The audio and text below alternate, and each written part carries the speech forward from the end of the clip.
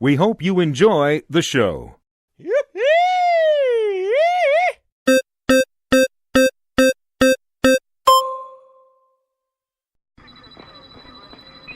32 minutes, 21 seconds. 5-second tone followed by a 1-second pause. You are listening to Space Boy Universe. Okay, gang, let's go.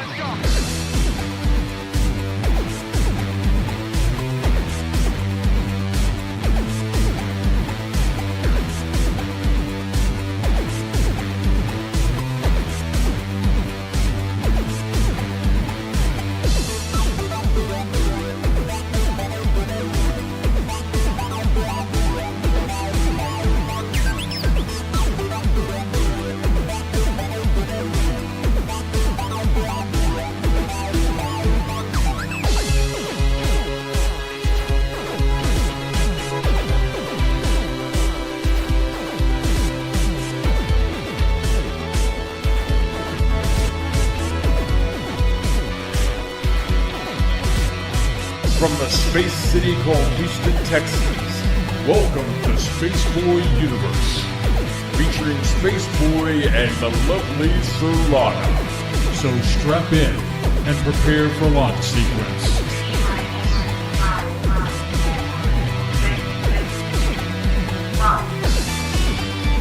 Greetings and salutations. This is Space Boy, and it is another exciting evening at the Space Boy Music Studio / everything.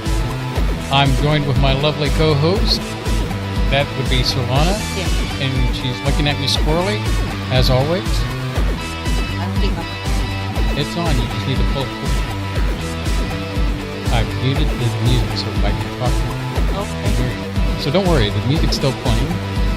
Anyway, this is a little show we could like to call Space Boy Universe. It is May the 4th. Be with you. And we're on show number 3.28, and tonight is Talk. That's right, Talk.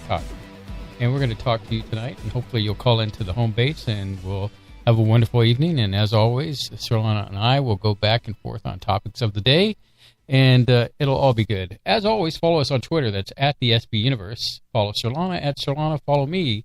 That's at Spaceboy Music. Of course, make sure to hashtag your tweets tonight with hashtag SBU Universe and hashtag Space Cadets.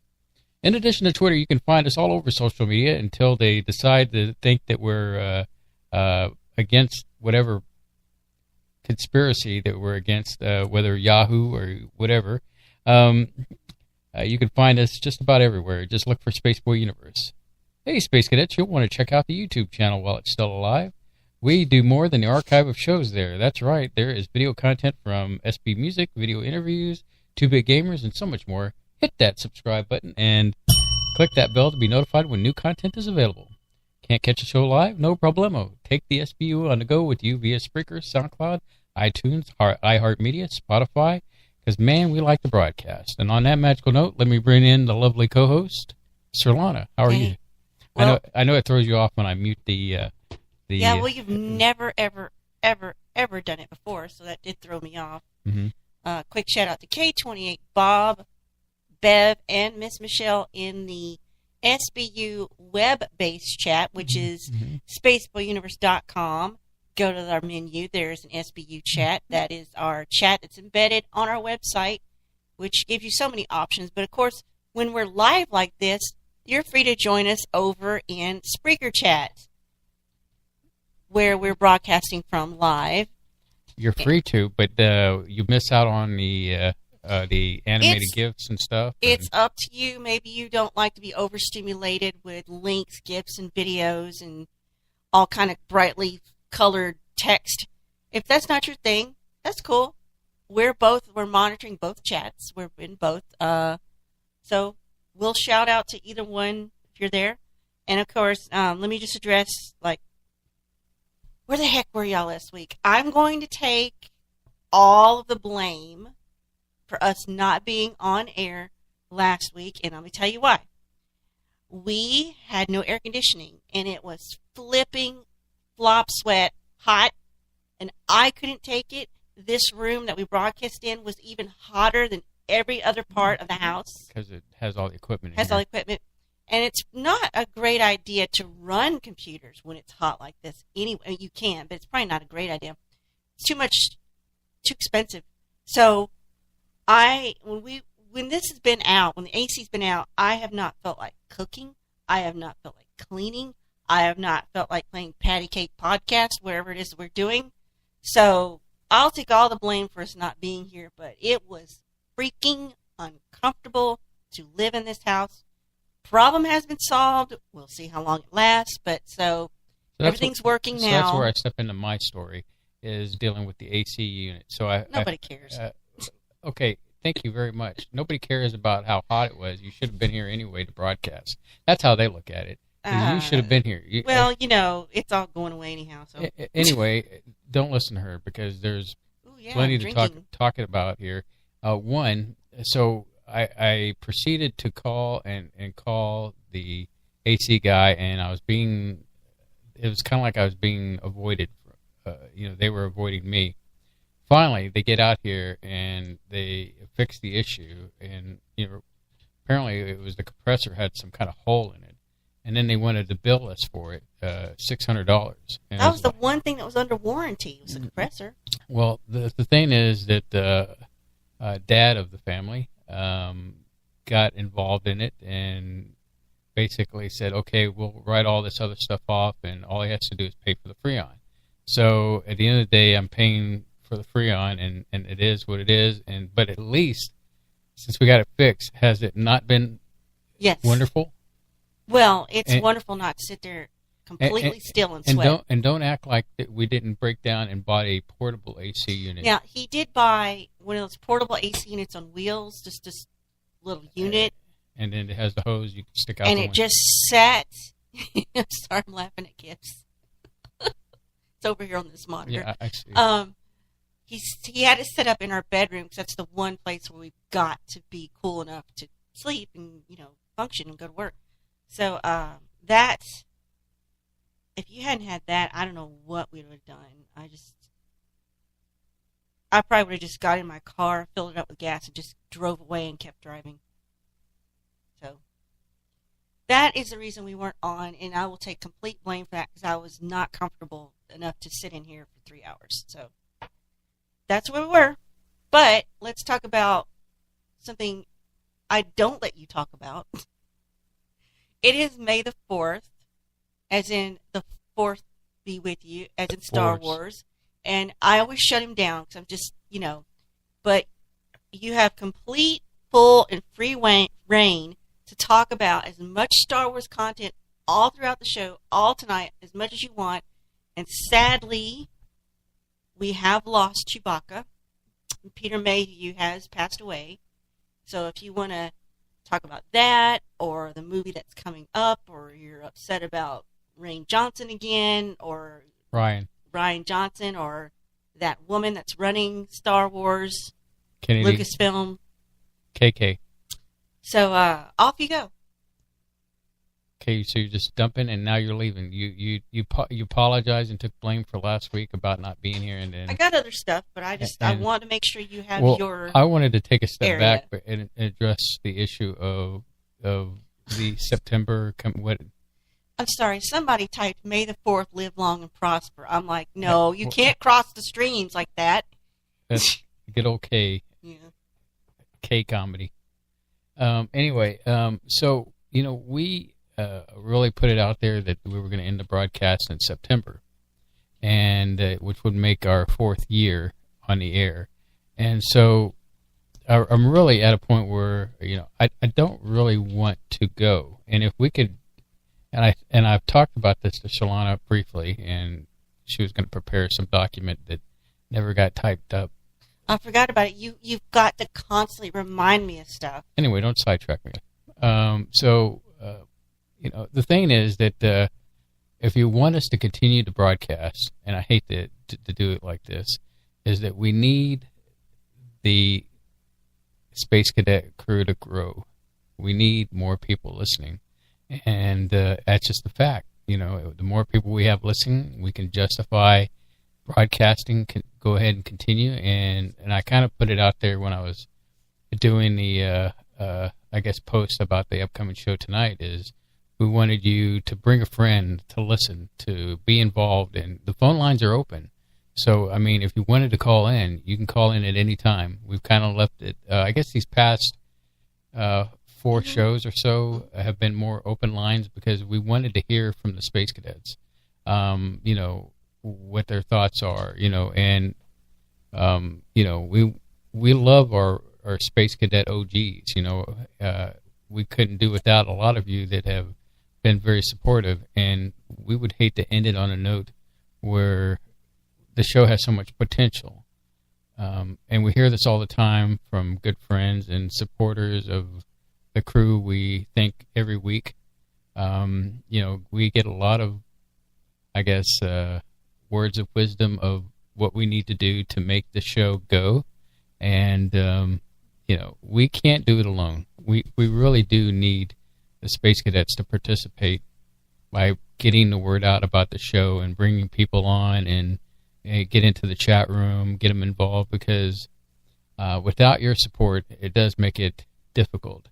In fact, I think that for those who've listened long enough know that Serlano will say, well, they're not listening. They're not coming and participating like they should. Well, we need to build that up.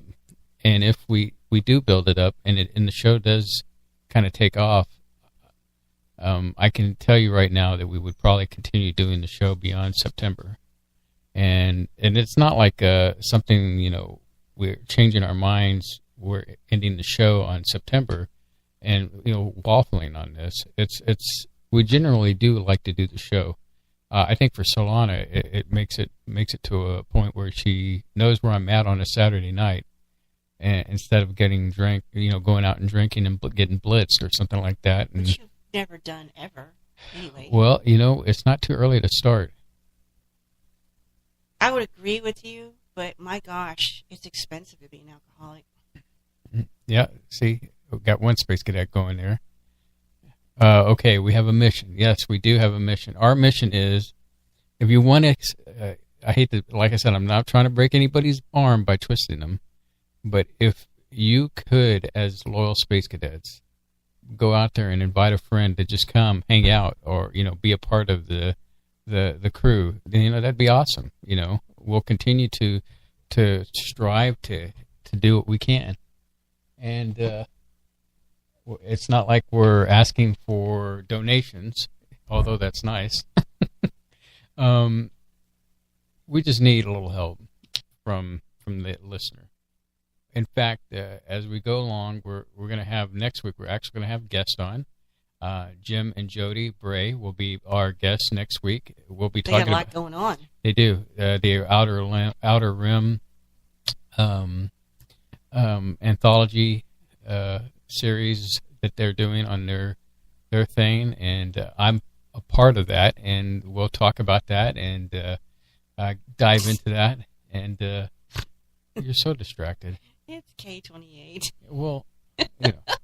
So anyway, your mission, Space Cadets, is to reach out to friends, let them know about the show, tell them about this fabulous chat room that we have that people can interact with, and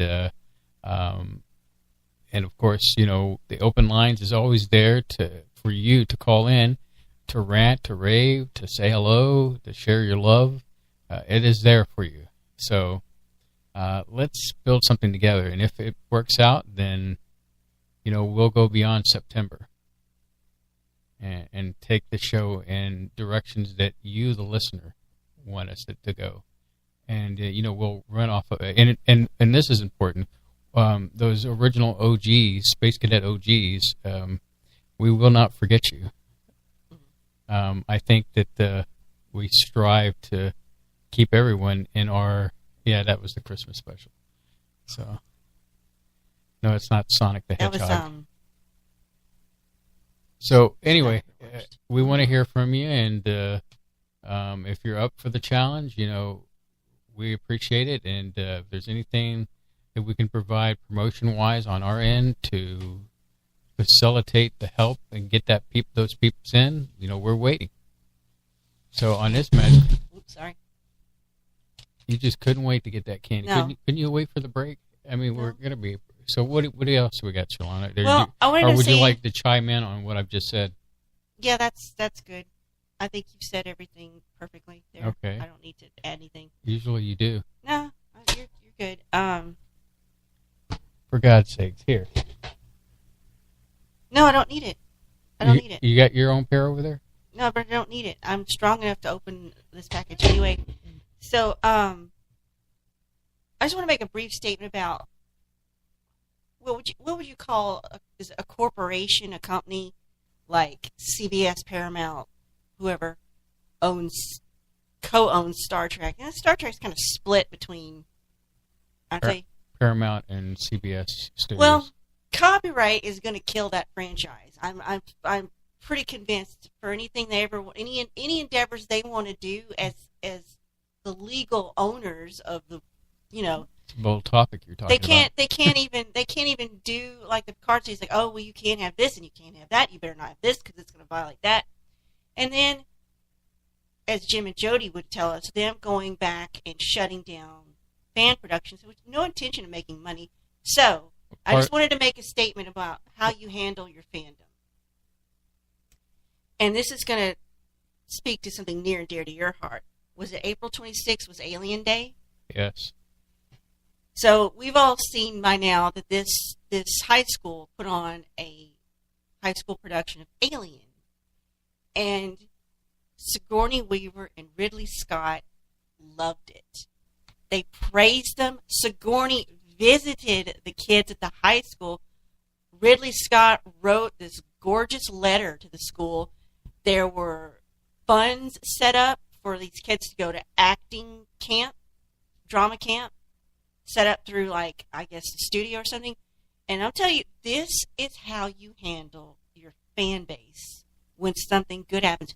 You don't slap them with lawsuits. You don't slap them with cease and desist. They weren't making, like, hand over fist money. I'm sure they might have charged for the, people to get in to see it. Now, for a very limited time, if you hurry, go look for it. You can watch the entire play. It's about an hour or so long. You can watch the production that the kids put on. So, you said it could get taken down soon, but you never know. But I just thought that was beautiful how they handled that. Mm-hmm. And it was really uplifting and sweet. And there's a little brief clip of Sigourney walking down the high school hallway to the kids are at the hallway kind of gathered, like maybe they just put on a production and they're doing, like, after party or something. And Cat's party. And she just walks up and they're screaming like crazy. And there's a picture they took, I guess before all this went down, of the guy who's in the alien costume, and he's like poking around at the snack table. He's got his claw on like the cans of tea, iced tea. He's like trying to see if there's any tea left. But I just thought that whole thing was very sweet. I didn't even know about Alien Day. I guess that was the day it was. Is that the day it premiered? You're not a big fan. Is that the day it premiered? I believe so, yes. But yeah, it was very sweet. I'm not a fan, but I'm kind of a fan of Sigourney's journey as a strong female character in movies. Even movies like where she was the bad person. Action heroine. In like Working Girl, she was sort of like the villain, But still, I liked her. But I just want to say that is how you handle fan base. Well, I'm glad you brought that up because that leads into another thing. Speaking of fan bases, you've got the Sonic the Hedgehog movie that's coming out. And, there was a little bit of fandom that screamed out like, what in the heck is this? Because they made Sonic look really creepy looking and not like not that he isn't anyway. It's a strange thing. So the thing is that the director heard, and apparently Paramount and Sega heard, and so they're going to go back and address the look of Sonic to make him look more like Sonic from the game than Sonic the discount budget horror movie Sonic. So, but this is a good good thing though. This proves that you know your director's listening. He came back and did a tweet saying, "Hey, we've heard you, and we're going to get this addressed and taken care of." And you know why I bring this up? This is something that maybe Ryan Johnson can learn from, where the fans Got it in for him. gave input and they listened, and I'm hoping that this movie. Sorry, keep going. Sorry. You know, I wish I could laugh for all the stuff that you do Sorry. instead of giving me an opportunity to Go ahead. to Sorry. talk here. Is it another K-28 joke? No, Because but- K, you need to calm down, man. He's fine. Okay. All right. So basically, Ryan Johnson should learn from this very thing where the fans speak up and they get their. I hate to say they get their way because they whine, but that's not the case. I mean, clearly, you know, you saw this character of Sonic, and it looked bad. It looked terrible. And Yeah. so finally, somebody's listening, and this is a good example of when a customer complains about a certain thing and things aren't working. As a business, you want to perfect what is not working to make it better. And this is a clear case of Fandom that they listened, and now we're going to get a better Sonic the Hedgehog. Incidentally, Jim Carrey's in this movie. He plays Dr. Oh, really? He plays Dr. Robotnik. I only played one version of that game, and it was my friend Holly. She had a Sega. Mhm. This was like early 2000s, late. I think there was a lot of people that had Yeah. a Sega right before they and it's decided just to go the one where PlayStation. you're just running through and you're grabbing rings, and Mhm. it was a 2-player game. Yeah. That's it. That's my whole journey with Sonic. I played it a couple times. I played it. I wasn't a big fan of Sonic as far as the game was concerned because I thought for me it played a little too fast. Yeah, so I couldn't savor the coin captures and stuff. Savor the flavor. But anyway, but yeah, I just wanted to bring that up as far as Fandom is concerned. Yeah, but I just we've seen all the wrong ways that these corporations handle it.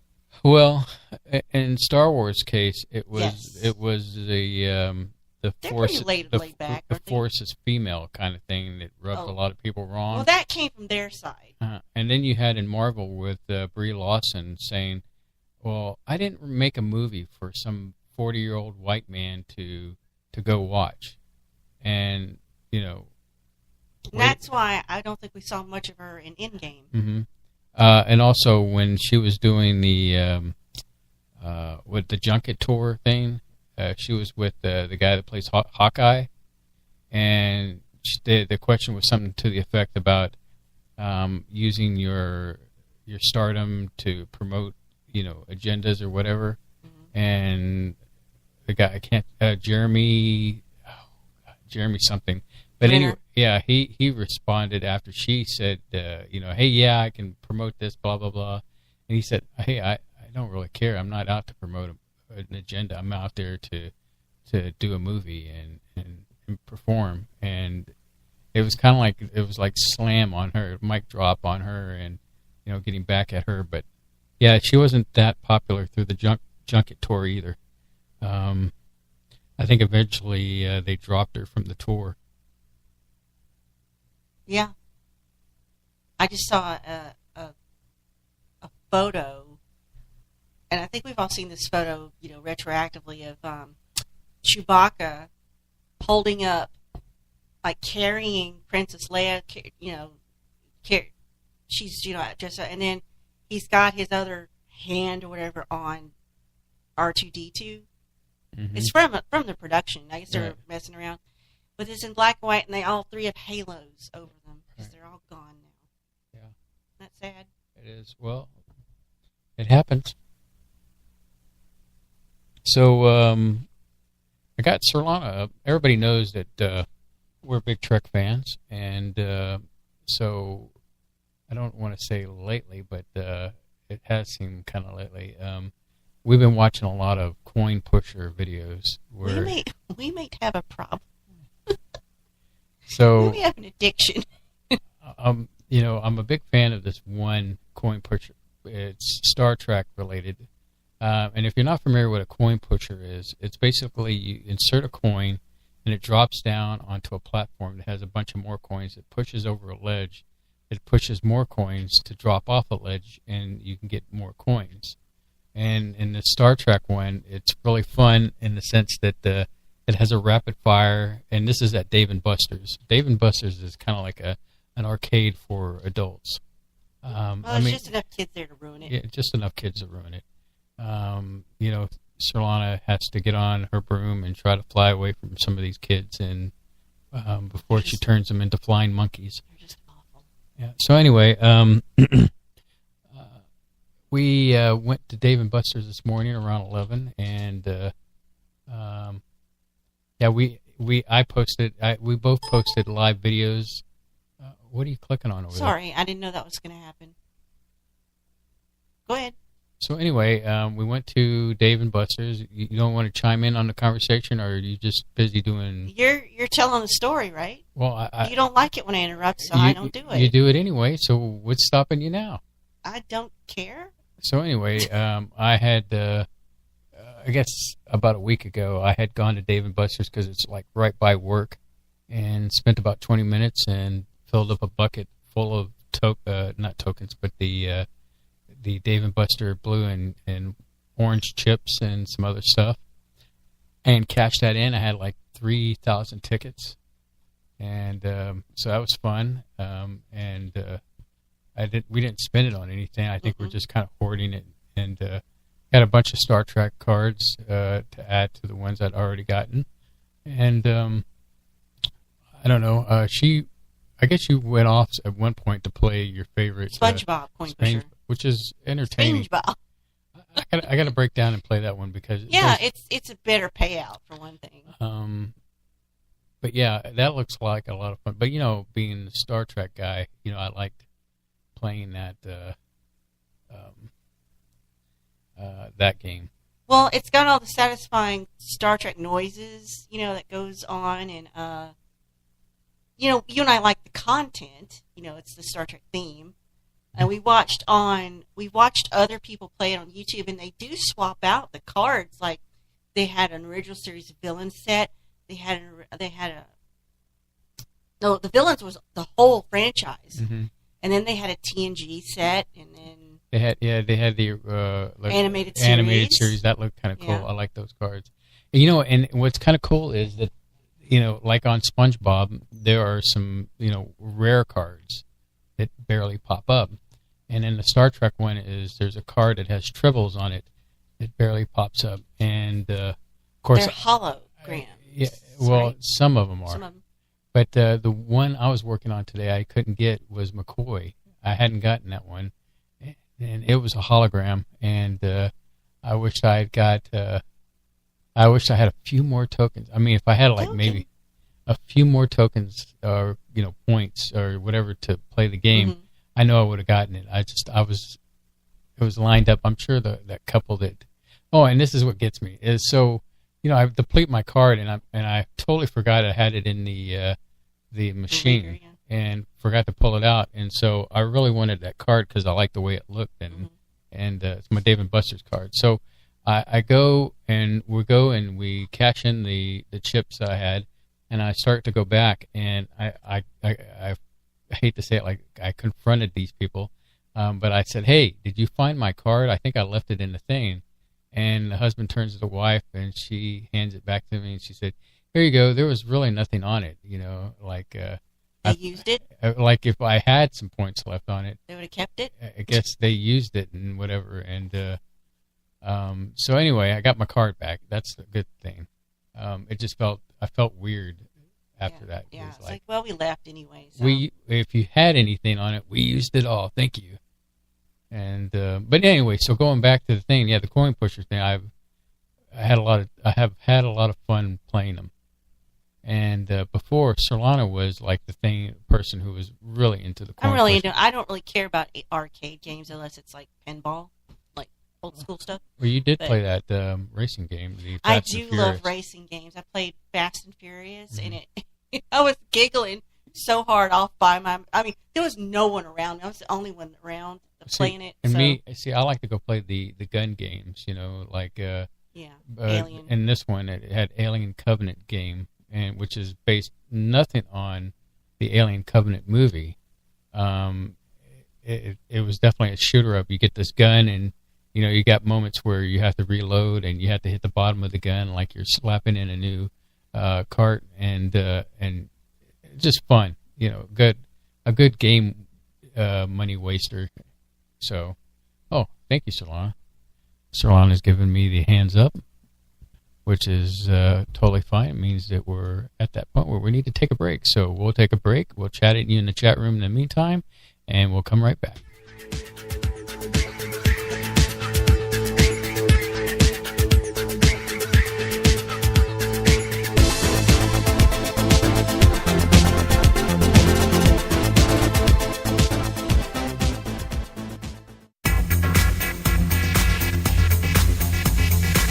You are listening to Space Boy Universe on the SVU network. Explore the universe with Space Boy and Sir Lana. This is author Gordon Root. You are listening to the Space Boy Universe. This is K28, and I'm listening to Space Boy Universe. Hi, y'all. This is Lori calling from Texas, and I love listening to Space Boy Universe. Hey, this is Dave Cruz, host of Beyond the Strange, and you're listening to Space Boy Universe. This is Wendy. I'm listening to Space Boy Universe. Hey, y'all. This is Lorelai DeLille. I listen to Space Boy Universe. Don't you? Tell your mom and them I said hi.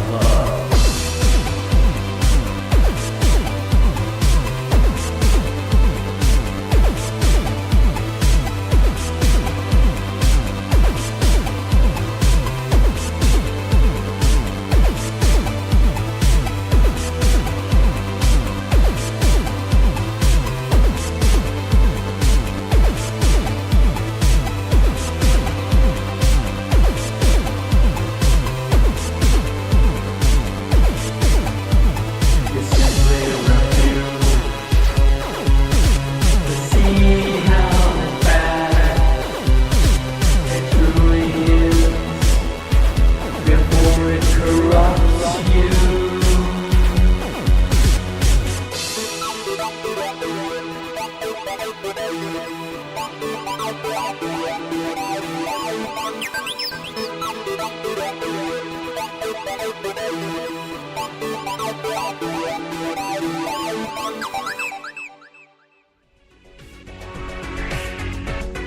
are listening to Space Boy Universe.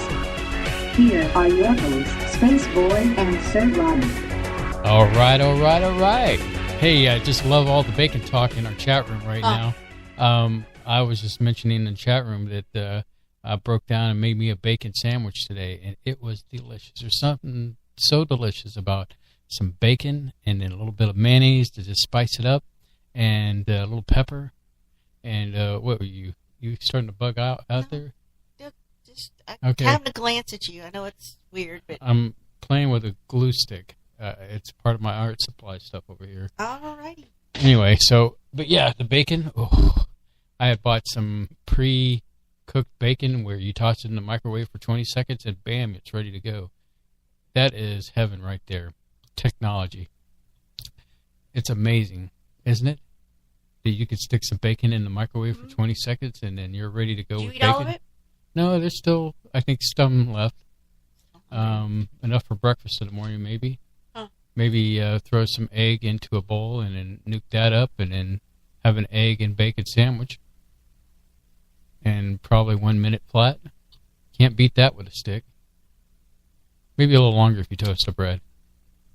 So anyway, I know I haven't talked much about Star Wars, and it is May the 4th. And, the question gets asked to me, am I excited about the new Star Wars movie coming up? I'm confused about it. You're not alone. A lot of people are confused. I mean, they waited until Star Trek Celebration to announce the title and the trailer. Yeah, and the trailer. And I will say this, when we went to go see the Marvel movie, it was great to see that on the big screen. Now, well, they're all part of the same family now. Now, the question is, did I get all teary-eyed from the trailer? Yes, I did a little bit. Because it's the music. The music is kind of based on the love theme from Leia and Han. Yeah, so they're really sweet strings.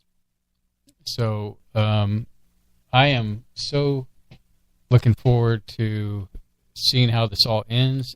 I'm still going. I think I've reached the name of it confuses me. I think I've been doing a lot of thinking lately. Go figure, right? So as you know, Solana, I watch a lot of YouTube videos in general. I think I've shifted a little bit from watching the Star Wars and the Marvel stuff to watching the new stuff about the Mueller report and all that stuff. And you've gone from sci-fi fantasy to news junkie to pure fiction, which is the news. Well, if you're watching CNN, that's So anyway, but getting back to Star Wars, and all this that's out there, I guess I'm a little fed up with all the bashing of the different fandom stuff that I've enjoyed. Like, for example, I just finished watching Star Trek Discovery, right? And to some people out there, they're like, thank God it's over because of all the crap that they've done to this, because, and this goes back to what we were talking about, the licensing with CBS, because CBS owns the right to the original TOS, and that means the rights to a lot of the original Star Trek content. Oh, man, never talk about two things that they're so much the same. So I think really what it's going to come down to is ultimately if CBS and Paramount don't come to some kind of meeting of the minds or merge back together, because I thought they were going to merge back together or something to that effect, and eliminate this BS that with the licensing, they're just hurting their own. They're shooting themselves in the foot because they could be making a lot of money. And obviously they just don't know how because they've got their own greedy agendas. You would think that after getting rid of Moonbutt, that things would change out there, but no, nothing has changed. So anyway, so where was I going with this? Oh, yes, Star Wars. So I'm putting aside all the grievances that I have, especially against Kathleen Kennedy and Ryan Johnson, which if he ever gets, if they promise him a movie after all all this has gone on, they are just going to shoot themselves in the foot. So when December 19 comes along, I surely plan on going to see this final Star Wars movie out of the Skywalker quote-unquote saga. And because, they're tying a lot of the, J.J. Abrams is tying a lot of the canon together, like the prequels and stuff like that, into current in this movie. So it'll be interesting to see, because at the end of that trailer, you hear Palpatine laugh at the end. So I'm looking forward to seeing that. I'm confused by the title. The Skywalker thing. Rise of Skywalker. Like, because the only Skywalker I know of is Ben. Mm-hmm. Well, it's not. He's not even a Skywalker. He's a Solo. Ben Solo. Well, he's half Skywalker. He's Skywalker blood. Yes. Because of Leia, she was a Skywalker. Well, from what I heard, they could be using the word. Could be a whole new person, though. They're using the word like Julius Caesar. You know how there were other Caesars? Yeah. Where Skywalker could be applied to the group who follow the teachings of the Jedi, but now it's called Skywalker. Now, interesting enough, if you read the Thrawn series, I can never get his name right. He's the blue guy in Red Eyes. He was in Rebels, but apparently in the outer areas that he's from, they call the people who navigate the space lanes or whatever out there as Skywalkers. And so it could be applying the name as a generic term to describe people who are familiar with the Force. Thank you. I love that part of you being an English major to bring it all home. So that's what that Skywalker could mean in the title. The Star Wars 9 theory, Last Jedi explained how Palpatine has been hidden for so long. So Last Jedi might contain a clue as to how Emperor Palpatine's return has evaded our hero's notice until this next one coming up. Mm-hmm. And he's played by Scottish actor Ian McDiarmid. Mm-hmm. He was at the convention, wasn't he? Didn't he come out and say, roll it or something? So he was there when they showed the trailer. Right. He was at Star Wars Celebration. Sheev Palpatine has been recognized as Star Wars' biggest, most powerful villain. Mild-mannered senator slowly seized power over the galaxy and seduced Anakin to the dark side. So we know how all that went down, right? So the Emperor's believed to have perished when, wasn't it Vader threw him over the side, right? Mm-hmm. So the First Order, so it could be that Palpatine somehow survived his fall to death in the Death Star's reactor. Contained, he was all crackly. Was he going down, Excuse me, the notion that Palpatine will be battling Rey and her friends there's been some speculation how he could be in a position to do this. So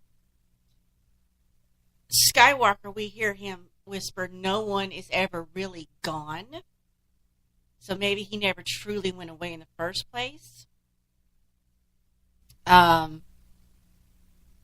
So he may have hijacked, Darth Sidious may have hijacked the Republic's democracy and spread discord through fear throughout the corrupt organization, but Palpatine projected that virtuous grandfatherly image to win support and slowly take his charge as Supreme Chancellor.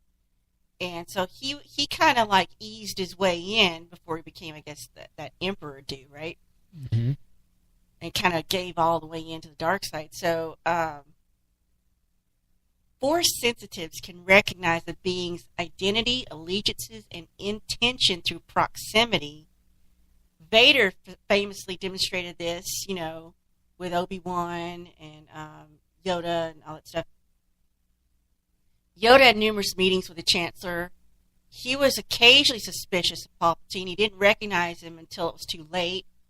Palpatine successfully cannot prevent Yoda and the Jedi Order from being aware that a powerful Sith Lord was moving against him. So what does this mean? The Last Jedi revealed a new and important Force ability. So 50 years after Palpatine took control of the Senate, Skywalker is in exile until the end of Force Awakens. Rey located the one-time Jedi Master, and she couldn't convince him to come back with her. But she got Luke to teach her the Jedi way. He encourages her to open up to the Force and find the balance. So she did that, remember? And she found the abundance of life all around. She was shocked that she could not see Luke there. And so the reason is it transpires that Luke was traumatized by his failure with Ben Solo.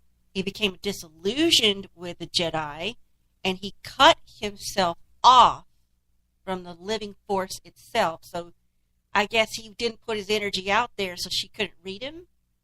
So I didn't know you could do that. You could cut yourself off from the Force. Mm-hmm. He did this so he wouldn't be tempted to use it in any way. I guess he wouldn't accidentally screw up again like he did with Ben. Right.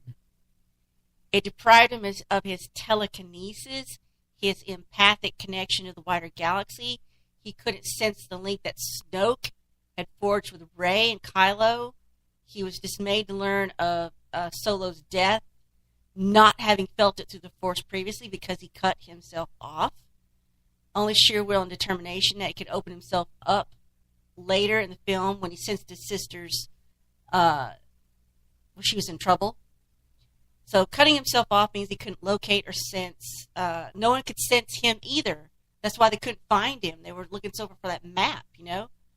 So his strong psychic visions with Rey, Luke remained invisible to his nephew, so Ben couldn't find him.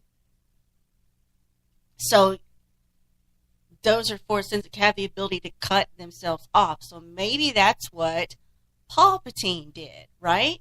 Mm-hmm. So there are theories that Palpatine cheated death and maybe cut himself off. And given that the original actor is returning for the film, it seems unlikely it's going to be minor. So it's unlikely that Palpatine will return as a young clone or possess another being or be relegated to a cameo. Well, you know, also you have the possibility, you know, he's a hologram in the game. Yes. You know. Yes. So if he survived, Palpatine, if he survived the fall mm-hmm. in the Death Star, and has been operating since Return of the Jedi, how did Luke, Snoke, or Kylo Ren not know that he had endured, that he survived? Seems strange that the latter two would not have mentioned him in Force Awakens or Last Jedi, especially since as an arrogant boast of power of the dark side and sway over the galaxy. You know, I know that's exciting about Palpatine, you know, making mm-hmm. a reappearance, but I think we're owed an explanation of Snoke, who his character is, backstory, and, you know, what's the deal with Snoke.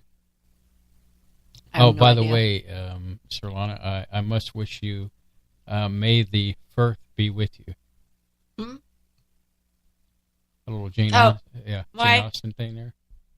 Colin Firth. Colin Firth was the ultimate Mr. Darcy. So that comes around every year. There's a picture, there's a still photo from here from the production of Pride and Prejudice from 1996. He's all in his, you know, Regency gear. And someone photoshopped a lightsaber into his hand. And it says, "May the Firth be with you, Colin Firth." Mm-hmm. That's just somebody's attempt to keep Jane Austen relevant throughout the ages. So, yeah. But, I wanted to give you as much Star Wars platform because it is May the 4th. I don't have a lot to say about it because I don't even know who Snoke is. I saw The Last Two Jedis. And I don't know who he is. I don't know where he came from. I don't know what he's doing there. The last two Star Wars movies really confused the heck out of me. maybe I need to sit down and watch them beginning to end, back to back to back to get it. I don't know. It took you a year to see The Force Awakens. I've seen 3, 4, 5, 6, 7, and 8. I've never seen 1 and 2. They seem boring, so I don't want to watch it. But well, do you remember when it was who was it? Patton Oswalt talking about the movies. He talked about there's some kind of order. There's a name for it. The certain type of blank order to watch the Star Wars films in. Now, this didn't include the last 2 because they weren't out yet. Mm-hmm. Well, I will say that out of the prequels, the prequels weren't that bad, but my favorite movie is The Clone Wars, which ties in with all the CGI movie TV series that I've seen. I'm trying to Google that real quick. What's that? It's called. In what order should you watch the Star Wars movies? From a certain point of view. There's a name for the correct order you should watch these in. And it was coined by, it might have been coined by Patton Oswalt, but it might have been he's borrowing that. So anyway, it's not the chronological order. It's a certain way that makes it more cinematic or logical. Anyway,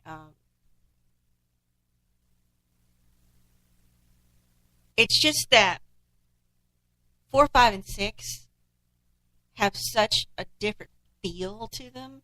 They feel cinematic. They feel warm and fuzzy. They were focused on the character development and plot and not special effects because they didn't have them back in the day. So they were forced to rely on story. What a concept, I know. So that's what I like about it. Of course, that's my childhood right there, when they came out originally. And I didn't like them going back and messing with them. Like, oh, now we have the technology. We can go back and put this stuff in. Like, no, you leave that alone. It did not enhance or help the story in any way. There was no point in them doing that, but they did it. So, thank goodness I have my childhood memories to rely on. I don't have a big problem with what George did because he had a vision. Unfortunately, he couldn't create his vision to what he wanted because the technology wasn't there. And when they re-released all the original Star Wars movies, and with the updated special effects, a lot of people lost their crap on when they saw it. And I wasn't one of them because it was like I was just happy to see Star Wars again in the big theater once again. Mm-hmm. And it really basically introduced a younger generation to the stories and get them involved. And I think that's a good thing. Do you remember, I never watched the show, but I think you've gone back and watched it in retrospect. TV show called Parks and Recreation. Oh, yeah, I went through that and watched it. So one of the highlights was from the guest star, Patton Oswalt, who was on there to represent a resident of that town, wherever was in that show. He went to a meeting to filibuster to stop a vote by the city council. And so he got up there and did an 8-minute epic rant about the forthcoming Star Wars Episode 5, 6, 7 movie, tying in the Star Wars Marvel Universe and Greek mythology, and an uber nerdy rant. And if it was ever made, it would be the biggest movie of all time. So you're familiar with the concept of filibustering. Just talk to make the time run out. Mm-hmm. So I'm looking at this article. So that was on the TV show Parks and Recreation. It was fictional. It was Patton Oswalt. So this is dated February of this year. It said a Michigan woman used the Star Wars filibuster from Parks and Rec at a real county meeting.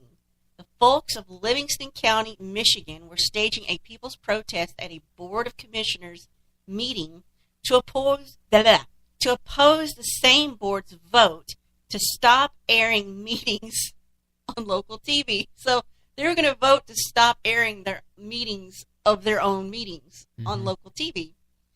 Public access, I'm sure. Probably. The woman, Bridget McDowell, wanted to use her full 3 minutes, so she pulled out Patton Oswalt's rant to a crowd of people that mostly had no clue what was happening, and there's a little Twitter video. But I guess she did it just to run out time. Well, I'll shoot it over to you in Messenger. So I thought that was funny. Mm-hmm. Because the original rant is pretty funny because... And I think he was doing it mostly kind of on the fly, you know? He was able to tie in Star Wars with... Greek mythology and Marvel MCU. And Marvel MCU. Because he talks about Thanos and... You actually stole the meme. And the X-Men and... Uh-huh. That's funny. It's weird to see you posting Jane Austen content on Facebook. It's just not you. I sent you the link over here. That means love. I care enough about you to find content that you like. No, the only way you did it is because it was tied into Star Wars. No. Anyway, so peanut butter and pickle sandwich. Ooh, a peanut butter and pickle sandwich is tearing the internet apart. You posted.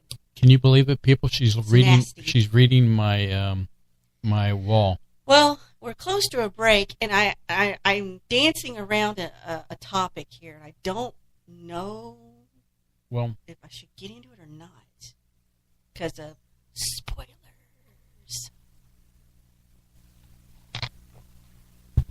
Real quickly, Madonna on ageism in the music industry. Well, I'm punished for turning 60. There's a picture of her. She looks pretty good looking, but I have seen her where she's got those granny arms. Well, I mean, you know, it happens, but I think I would rather her be punished for not having good music. Madonna said she's fighting ageism in the music industry and that she is being punished for hitting 60. You know, the woman works out like gangbusters. You know, she's always working out. She's very fit. Mm-hmm. The U.S. pop star said the new hurdle comes after decades of taking on a number of other battles in her order to succeed. People have always been trying to silence me for one reason or another, whether it's I'm not pretty enough, or I don't sing well enough, I'm not talented enough, I'm not married enough. She's not relevant enough. How's that not young enough? Well, yeah, well, you know, Madonna has always been some kind of an icon. I mean, I like to think that she, you know, Gaga got her inspiration from Madonna. Of course she did. Everybody did. She was groundbreaking innovator. I'll give her that. Mm-hmm. She does some things I don't care about. She said some things I don't care about. True. But that's celebrities for you. Mm-hmm.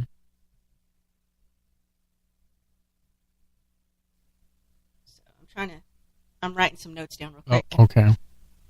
Well, hey, girls and boys, let's go ahead and take our break. And when we come back, we'll have something for everyone. So don't touch that dial.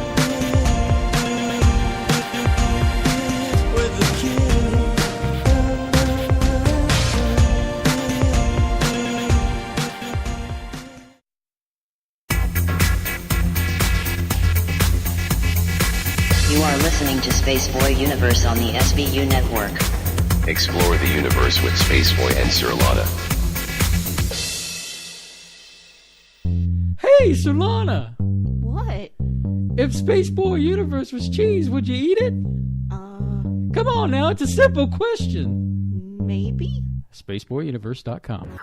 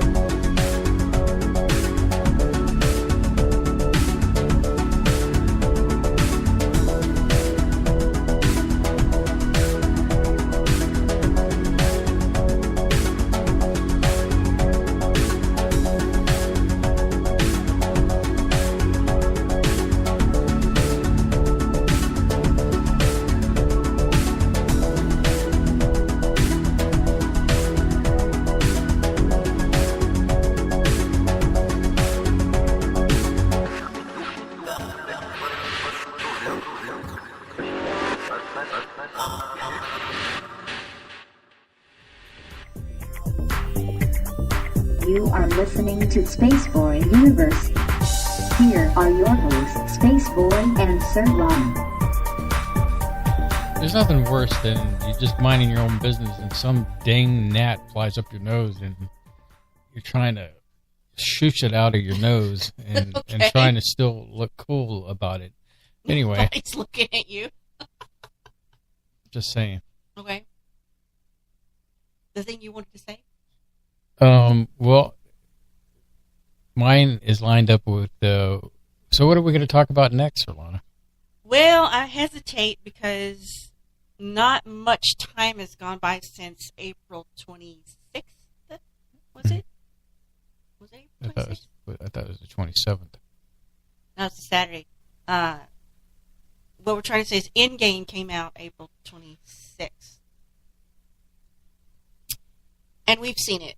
And I want to talk about it. So you want to talk about it? Okay, sort so... Of, yeah. Here's the thing is... Hold on. So spoilers are ahead. You've been warned. The thing is, this is a tough year for nerds. Apparently, I heard Game of Thrones ended, and I don't know anything about it, and I don't want to know anything about it, because I will never read or watch it. But I hear it was a pretty big deal. So, that ended. Endgame ends the entire 22 film Infinity Loop saga. Mm-hmm. Because they're all tied in the end, like in the back end. The one leapfrogs on the other, and all the back end is the Thanos in the background, if it's not as part of the plot. Right. So, and then you've got Star Wars, Rise of the Skywalker, which will end the Skywalker saga of Star Wars. So that is some big endings for nerds. So, be kind to your local nerd. Epic endings. Epic yes. endings. So, and Endgame, it may pass the $2 billion mark for box office. That is domestic and foreign takings. Mm-hmm. It's at 1.9 combined. And still chugging along. So I think that's going to blow away Avatar opening. Oh, yeah, most definitely. So held by James Cameron. So that's pretty epic. Now, it was a big deal. It was 3 hours, and I was feeling the pain. There was a stampede to the restrooms after Endgame was finished. See, I planned it out just right. I had a bottle of water, but I was parched anyway, so it went to good use. So, don't go to that movie if you've not seen it yet, expecting to come out feeling all warm and fuzzy. It's a bit of a bummer fest. Mm-hmm. And it is riddled with plot holes, hidden implications that they don't talk about, disturbing ones, and I'll get into those, which where the spoilers are going to come from. And I just flat out don't like, I'll just tell you, 2 of them aren't coming back. And one of them I'm really kind of pissed about. So, and it's also bittersweet because this was Stan Lee's final cameo ever. And he was in it. So that was kind of sad to see, too. And they don't get time travel right. But then what movies really do? And there was a really quick, funny debate about it in the movie about time travel. Mm-hmm. And they started naming famous time travel movies. So you're saying such and such is wrong, such and such is wrong. This week's Hot Tub Time Machine was wrong. That was funny when they mentioned that. I did get a chuckle out of that one. Here's what the good things I'll say. Good use of Paul Rudd. Oh, yeah. Yes, excellent use of Paul Rudd.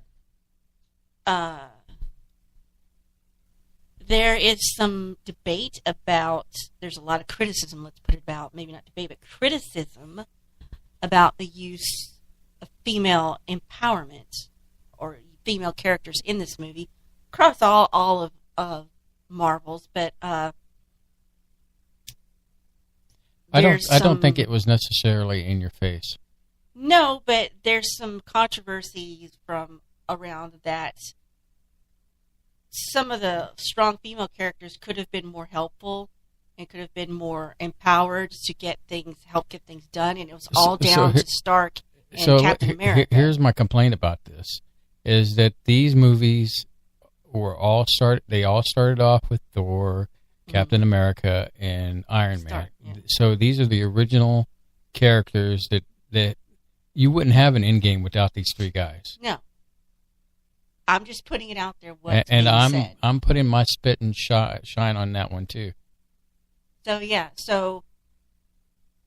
Space Cadets, if you're listening and you don't want this spoiled, I'm giving you leave to walk away for a little bit. Yeah, let's tell them to walk away from the show that we're keeping together with duct tape and baling wire. Oh well. I just did not like the sacrifice. I didn't feel that one person should have sacrificed because they seemingly had nothing and others did. Mm-hmm. I think that's stupid. I don't like that this person didn't get a proper send-off or recognition for their sacrifice. See, now I don't know if I should say anything about who this character is because, you were talking about, well, maybe it was written by a man who wrote this. I was just trying to put this in there in your head, like, okay. Sure, it was that person's decision, but somebody else wrote the script, to make that decision for that person. So, and put all that aside, do you not felt that it was necessary for her to make the sacrifice versus the other person? I don't know. I don't really know. I think that she was the perfect choice to make the sacrifice, and I said she, doggone it. Well, there's a lot of women in this movie. Well, we know one woman it isn't. It's not Captain Marvel. No. But don't act like in this movie women didn't have their own little chunk of showcase. What surprised me was Pepper Potts showing up in an Iron Man outfit at the end. Yeah, as her character Rescue. And I was like, "Dang, girl!" And I mean, I've never liked her. I did like the fact of her and Tony were fighting together. And yeah, that was cool. Now I've never cared for Gwyneth Paltrow. That's a good example of our relationship. See, you should fly in your own costume thing and back me up. But I'm seeing an article that says Endgame's ending has some disturbing implications, and I think this is interesting. Endgame's 5-year time jump causes chaos. Mm-hmm. So the snap happens, and then there's a 5-year gap before they figure it all out. Between people who have not been snapped and... Yeah. So the first year was probably the worst. Mm-hmm. So what does this mean? Half of population... Now, here's what they didn't really stress. Thanos said all life. So this means half of the humans have insects and animals too. Mm-hmm. So there goes plant life. Does that not mean like half of your food resources are gone too?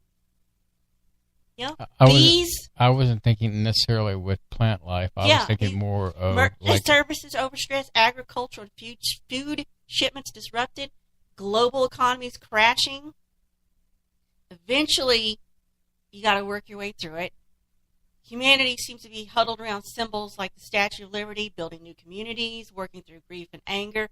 We saw Captain America with a group, like doing counseling and grief counseling, which was strange. And here, let me run this by you. So in that group, you had one guy who said he finally went out on a date, right? And so is maybe his partner he had a partner prior to the snap.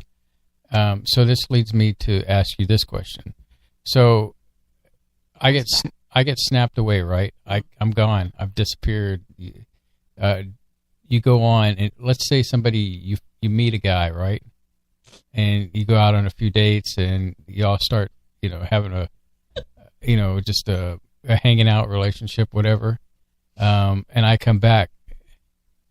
It's just, how does that? I'm just thinking what the reality. The reality is, I'm hunkered in a bunker with a bear rifle, and I will not be leaving.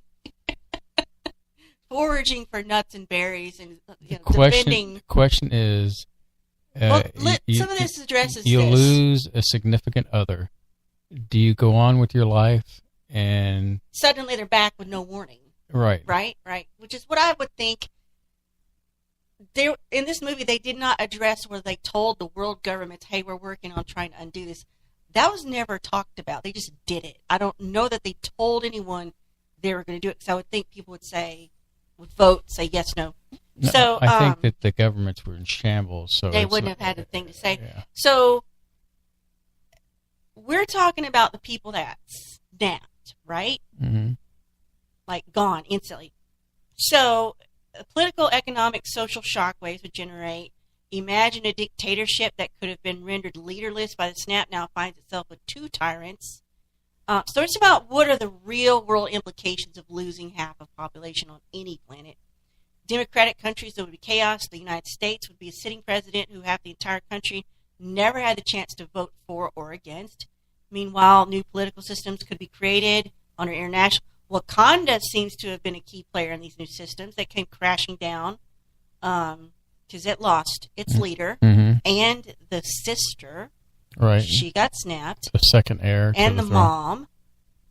So 5-year period, global economy is trying to adjust, particularly with agriculture, reduced demand, reduced farming, less shipments of food, traveling the globe, population migrating around, old shipping routes have been discontinued. Although in the movie, Captain America said, "Did you see the whales in the harbor?" They said, well, the water's cleaner now because there's not much going on, so they're coming further to the inland. So after the world's population suddenly returns, food supply is insufficient. So we're adjusting, and suddenly all these mouths to feed. So there's some horrible implications here. Mm-hmm. So half the people experience 5 years of grief and loss, struggling with trauma, and boom, all their loved ones are back. Children materialize in towns. They've been deserted, parents having migrated away. Some people would appear to learn that parents, grandparents, siblings, and children have died of natural causes while they've been away. Men and women remarried in the last 5 years. What you doing getting married in under 5 years? I don't see what Anyway, not ever. Now listen. So, this snap happens out of the blue, no warning. Bam, half the population's gone. Imagine you're on a flight and your pilot is snapped away. You crash and then everybody dies. Mm-hmm. Those people aren't coming back. No. That was a disaster that happened as a result. Yes. So not everybody's coming back. So there was people killed as a byproduct of the snap, right? Mm-hmm. So Hulk reverses the decimation, but not the consequences. There are just under 10,000 airplanes in the sky at any one time. Countless times across the planet, when Thanos could have snapped his fingers, many of those planes would have crashed, killing everybody aboard that didn't vaporize in the snap. So if the Hulk brings them back when he wrote for the thing, the pilot could reappear on the ground with half of their passengers while the other half that died in the crash just keeps being dead, you know. So there's all these things they did not talk about. Like bringing everything back solved it. And it's just like a crap fest to work through. They're saying the Avengers made it worse at the end of Endgame. So Stark's position was understandable. He's like, in that 5 years, he went ahead and he had a daughter. Mm-hmm. It's like, I want to bring these people back, but I want to keep my daughter. It's like, how do I bring back what I've lost and keep what I found? So he was going to make it down to, do I bring millions of people back or keep my daughter? And I'm like, well, what kind of a choice is that, you know? So that was sort of chilling. And then Steve Rogers, I guess he makes his own happy ending. Mm-hmm. And the dang thing is, he was a cute old man, though. So, there was plot holes, there were problems, there were things they didn't address. I'm not too thrilled about it, but hey, I would watch the movie one more time, just because, I think one of the things I mentioned to you was a future self killing your past self. The grandfather thing, or yes. If you go back in time and kill your grandfather, how are you ever alive? Right. I can't get my head around these type of things. I think about these things all the time. I think that you could go back and kill your grandfather and still be alive because Infinity War was the timeline cause thing. and effect. It's like you can't affect. What was their BS reasoning? You can't affect. Because it creates a new timeline. Yeah, that's the Back to the Future's stance. Mm-hmm. You can only go back and undo this one thing and come back to your same timeline, or is it a changed timeline? You'll never come back to where you left. Right. I can't get my head around that. I don't even want to talk about it. That's why I need to see the movie again. Yeah. Maybe take some notes. Yeah. I can't believe SpongeBob franchise is 20 years old. And that is the other coin pusher that I play because it's a lot more forgiving than the Trek one. So I'm going to pull you back into Endgame because I'm not prepared for you to go. You're not done with it? So watching this movie, the first part of it seems kind of slow, and I think it picks up about almost midway through. Another thing through this movie that people are bringing up is fat shaming with Thor. Apparently, Thor has letting it all go out, and he's destroyed. He's grief. Plump and fat, and that's because he's upset. He's absolutely destroyed. He had a chance. He had the Warhammer thingy, Stormbreaker. He had a chance to kill Thanos before Thanos snapped, and he's like, "You should have cut my head off instead of my heart." And so he actually gets to do that, but he's destroyed. He's lost half of his people. His mother was murdered. He's lost his father. Loki was murdered, we think. He had the chance to kill Thanos, but he didn't do it correctly. So he's upset, and like a lot of us gals, he eats through his feelings. He eats his feelings. So, he was like kind of made sort of like the comic relief, but it was a sad thing. Very, very sad. Well, one thing he did get to do is that he did get to see his mom again. Yeah, and that's the one thing that helped him. That's the only thing that could have helped him was going back in time, talking to Frigga, was her name? Mm-hmm. And that was kind of a sweet scene. But if you're in the Philippines, you had the entire in-game movie ruined for you after a local channel pirated the movie on air, on TV. So, Orient Cable, a regional provider in Dipolong City and the Zamboanga del Norte district of the Philippines, aired a badly pirated version of Endgame. Stumbling upon this version before getting a chance to shell out $15 for the ticket to watch it. Of course, it's illegal there too. Mm-hmm. So, a local movie theater chain in the region is suing Orient Cable for the obvious piracy. Why would they do this? I mean, why would a cable provider do this?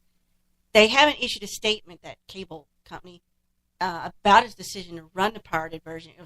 Was it a prank or a chance to hop on this most talked about movie of the year? They haven't commented or acknowledged that they even did it, but it broke 3 different federal Philippine laws, including, Intellectual Property Code of the Philippines, Anti-Camcording Act, and the Cybercrime Prevention Act. So, you'd mentioned this. Before Endgame came out, the directors Joe and Anthony Russo asked fans not to spoil it. Since when has that ever worked? So, actually, it worked pretty good for this movie because just look at all the fan theories that are out there. Didn't you tell me somebody got punched out at... Yeah, apparently there was a guy coming out of a theater overseas or somewhere, I think, and he told about the ending, about who dies, and a group of the theater goers were so pissed off that they beat him up.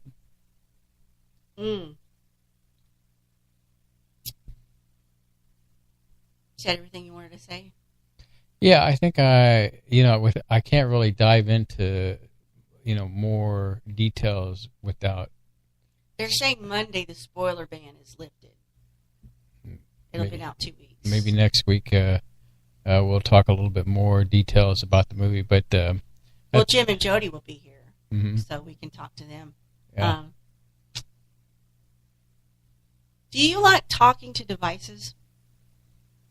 Like using the mic to talk, like to search for something, like. Well, usually when I call you, I've got my headphones on. That has a little mic on it. Do you like talking to the phone to search for stuff? Like using your voice? I usually don't. I usually type. Yeah. So our TV has a voice activation on it, so you can speak into it when you're on certain apps. I'm sure that they already have heard all the different conversations we've had. Yeah. Big Brother. Well, it's not going away because, you've got things like the Google device, you've got Alexa. Here, let me put my spin on this real quick. Grew up watching Star Trek, and they're talking to the computers, having a conversation. And so from my perspective of a kid, I looked forward to a future where you could talk to something like that and get the information. Not spy on me. Listen. Exactly. Anyway, so passive Spotify listening and Pandora want you to start talking to ads. To ads? Ads. So both of these music streaming services are looking into ways to change interactive voice ads. Spotify said that they're going to do limited tests of voice-activated ads in the United States just to advertise their own products like podcasts and branded playlists. Gives the users a moment to say play now if they want to hear what's being advertised. If not, they'll just keep playing the ad. Wait a minute, Spotify wants to do that? Mm-hmm.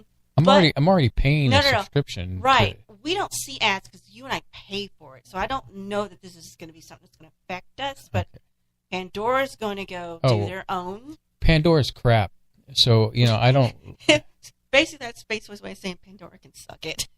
Yeah, I mean, literally, I don't like them because of all the BS I had to put up with trying to get my music loaded to Pandora. Right. And so they're dead to me.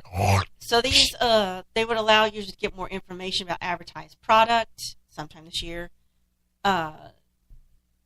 Voice-controlled virtual assistants like this are all over the place. Advertisers like it because it gives them firmer metrics to work with to see how many people have interacted with their ads. I'm sure if you'd like F off ad, like Father Jack, what would you say to a lovely cup of tea? Feck off, cup. Yeah, so I don't know if this affects you and me because we do pay for it. I pay for YouTube app as well. So when we come back from the break, I'll tell you something revealing that YouTube did in the past that'll like blow your socks off. Maybe. It's actually something I agree with. They actually did something I agree with. Believe it or not. Well, one, if I'm paying for a service, then I don't want no ads. I don't want no ads. That's as clear as a redneck could say it, right? No ads. And, and you know how I love Pandora and left them many years ago, and don't listen to Pandora. Spotify, I pay my money. I get to hear my jams without any commercials. Just like I do pay for Hulu, and I don't have to watch any advertisers. I wish that there was a way that companies, the whole reason they have ads is so that they can support what they're doing to keep their business in float. You know what I'm saying? Mm-hmm. And, if I'm paying for something, just like, I don't know, I'm on the fence about Netflix right now. because they're getting to a point where, they're bringing on new stuff that I don't agree with. And I don't know. I'd rather spend my money on something else if they're going to go that direction. So that's all I got to say about it right now. Okay. Well, it's a good time to go to a break then. Is it? Yeah, it sure is. Wow, time flies around here on the universe. I see Jean Vito showed up. Boom. All right, ladies and gentlemen, you're listening to Space Boy and Solana, and we will be back after this.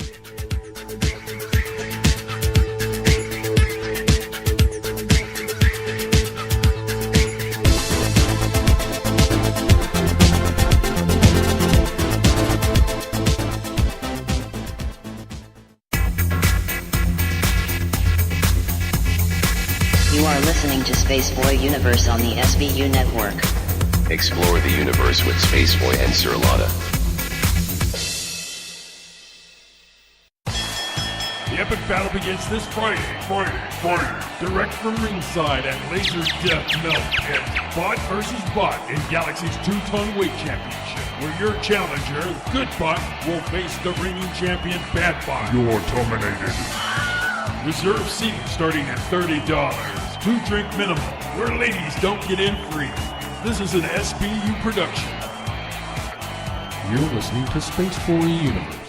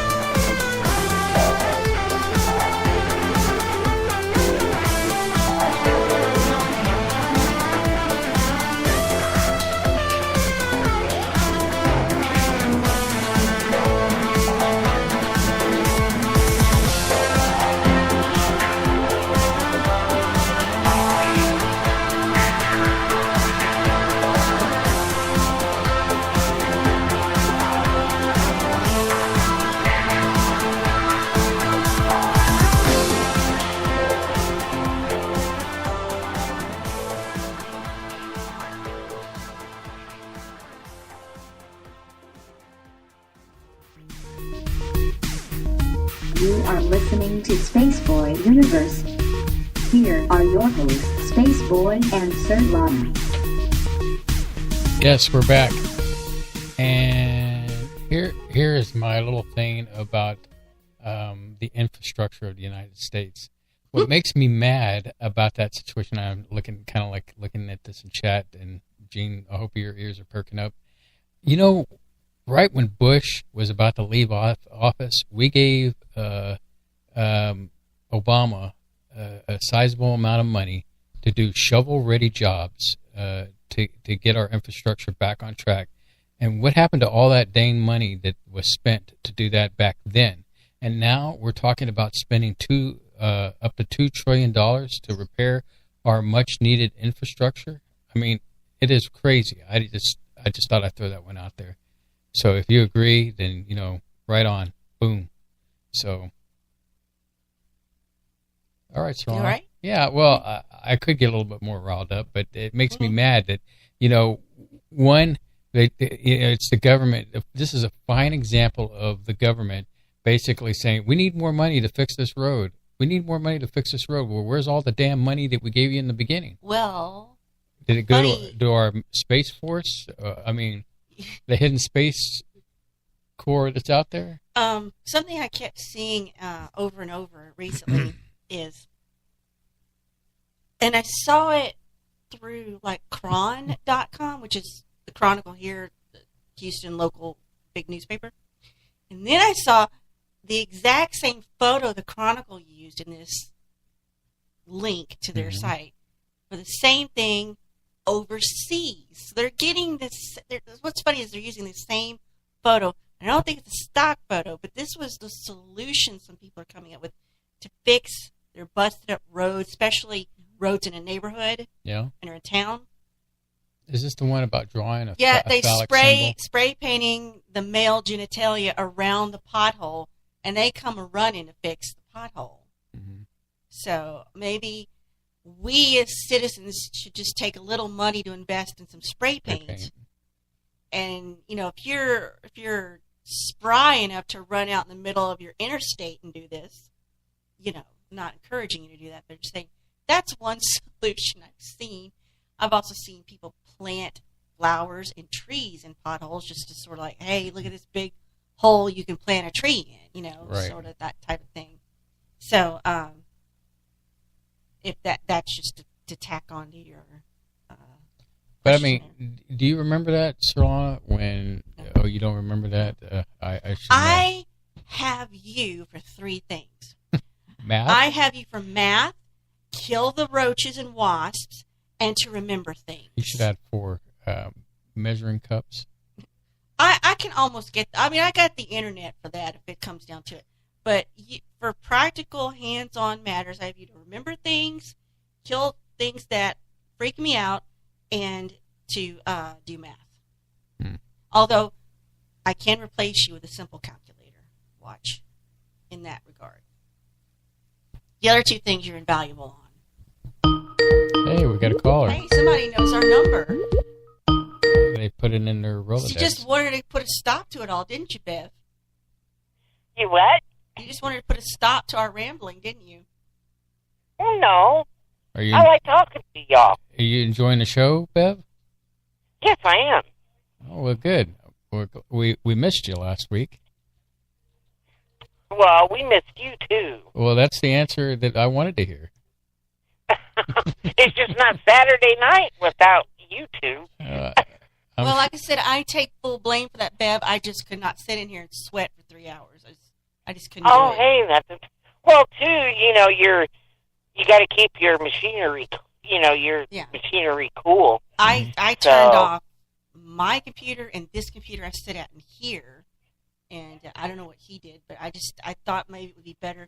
Plus, it generates a certain amount of heat itself, the equipment, especially in this room. So. Well, we've got the 2 desktops on the studio part where we're running the show on, and then we've got 4 monitors. We've got the 2 lamps, 3 lamps. The equalizer, the compressor, listening devices for doing the show, and plus your personal. Well, that's on a different desk altogether over Same there in the room. corner. Well, and all that takes heat. that uses, that's a lot of heat there. Mm-hmm. Yeah. Hey, we understand. So that's why we're doing a show. Is we did get the AC fixed. Now we're back. We can actually sit here comfortably. So. Praise the Lord and pass the gravy. So, Bev, what's on your mind? You got something to rave about this time? Rave? Rave? Talk tonight. Sorry, neither one of us can. It's so what comfortable. What do you think of those Happy Meal boxes? Happy Meal boxes. I just caught this. Apparently, Burger King has a response to the Happy Meal. Oh. But it's the criticism is that it's trying to shed more light on mental health or mental illness. Right. Like saying not every meal is happy, but they're being criticized. It's just a marketing ploy to make more attention for Burger King. Exactly. I told Bob, I hope to God they don't hand them out to kids. Okay, I've got to see. I'm trying to hold on. Let me look for something here while she talks. Go ahead, talk about it. Yeah, Bob posted it. He put a GIF up of it. I'm seeing it, but it's all videos, and I don't want to click on a video. Right. To, play it. Searching. I see Madonna. Burger King launches line of unhappy meals. Okay, first off, I think it's totally stupid right off the bat. An unhappy meal. Exactly. Okay, here we go. This is CNBC. It's not a video. So it's different boxes that have different colors like black, green, blue, strange little symbols on them. Yeah. Saying no one is happy all the time. That's the message Burger King is trying to communicate with a lineup of burger meals focused on real moods to help raise awareness about mental health. For this month of May, real meals include blue meal, salty meal, yes meal, that's what it says, and DGAF, don't give a F blank meal. They actually put that? Yeah. Burger King restaurants understand no one is happy all the time. That's why they're asking their guests to order a Whopper meal based on however they might be feeling. Pokes fun at McDonald's Happy Meal, which includes, the kids' meal and a toy. Burger King launched their ad on YouTube showing a montage of people in various emotional states using the line, no one is happy all the time, and that's okay. The ad swaps Burger King's well-known chorus from the 1970s, have it your way with Feel Your Way. Music has also been changed to be more authentic to the idea that people can have a range of feelings, and there's links to videos. At the end of the day, I don't need a meal that has some pagan pentagram on it. That's what it looks like, actually. And also, if... how I'm feeling when I go to a place like this is I'm hungry. Just give me the damn burger and fries and a drink, and don't put your agenda that you're trying to push. Although I have to say, the chicken fries and their funnel cake fries do put a little smile on my face. Little one. I mean, I get so tired of the agenda pushing society that we got to feel this way and we got to be sensitive to this. I'm already sensitive enough to my own causes. I don't need to shove it down somebody's throat. I'm aware that I've been depressed for up to 3 years with no end in sight. I just don't have, unfortunately, I don't have the medical coverage to help me deal with it because it's flipping awful. So Bob posted pictures of it. So, I mean, I don't think Burger King's going to help me work through it. Exactly. Well, see, and I suffer from depression and anxiety.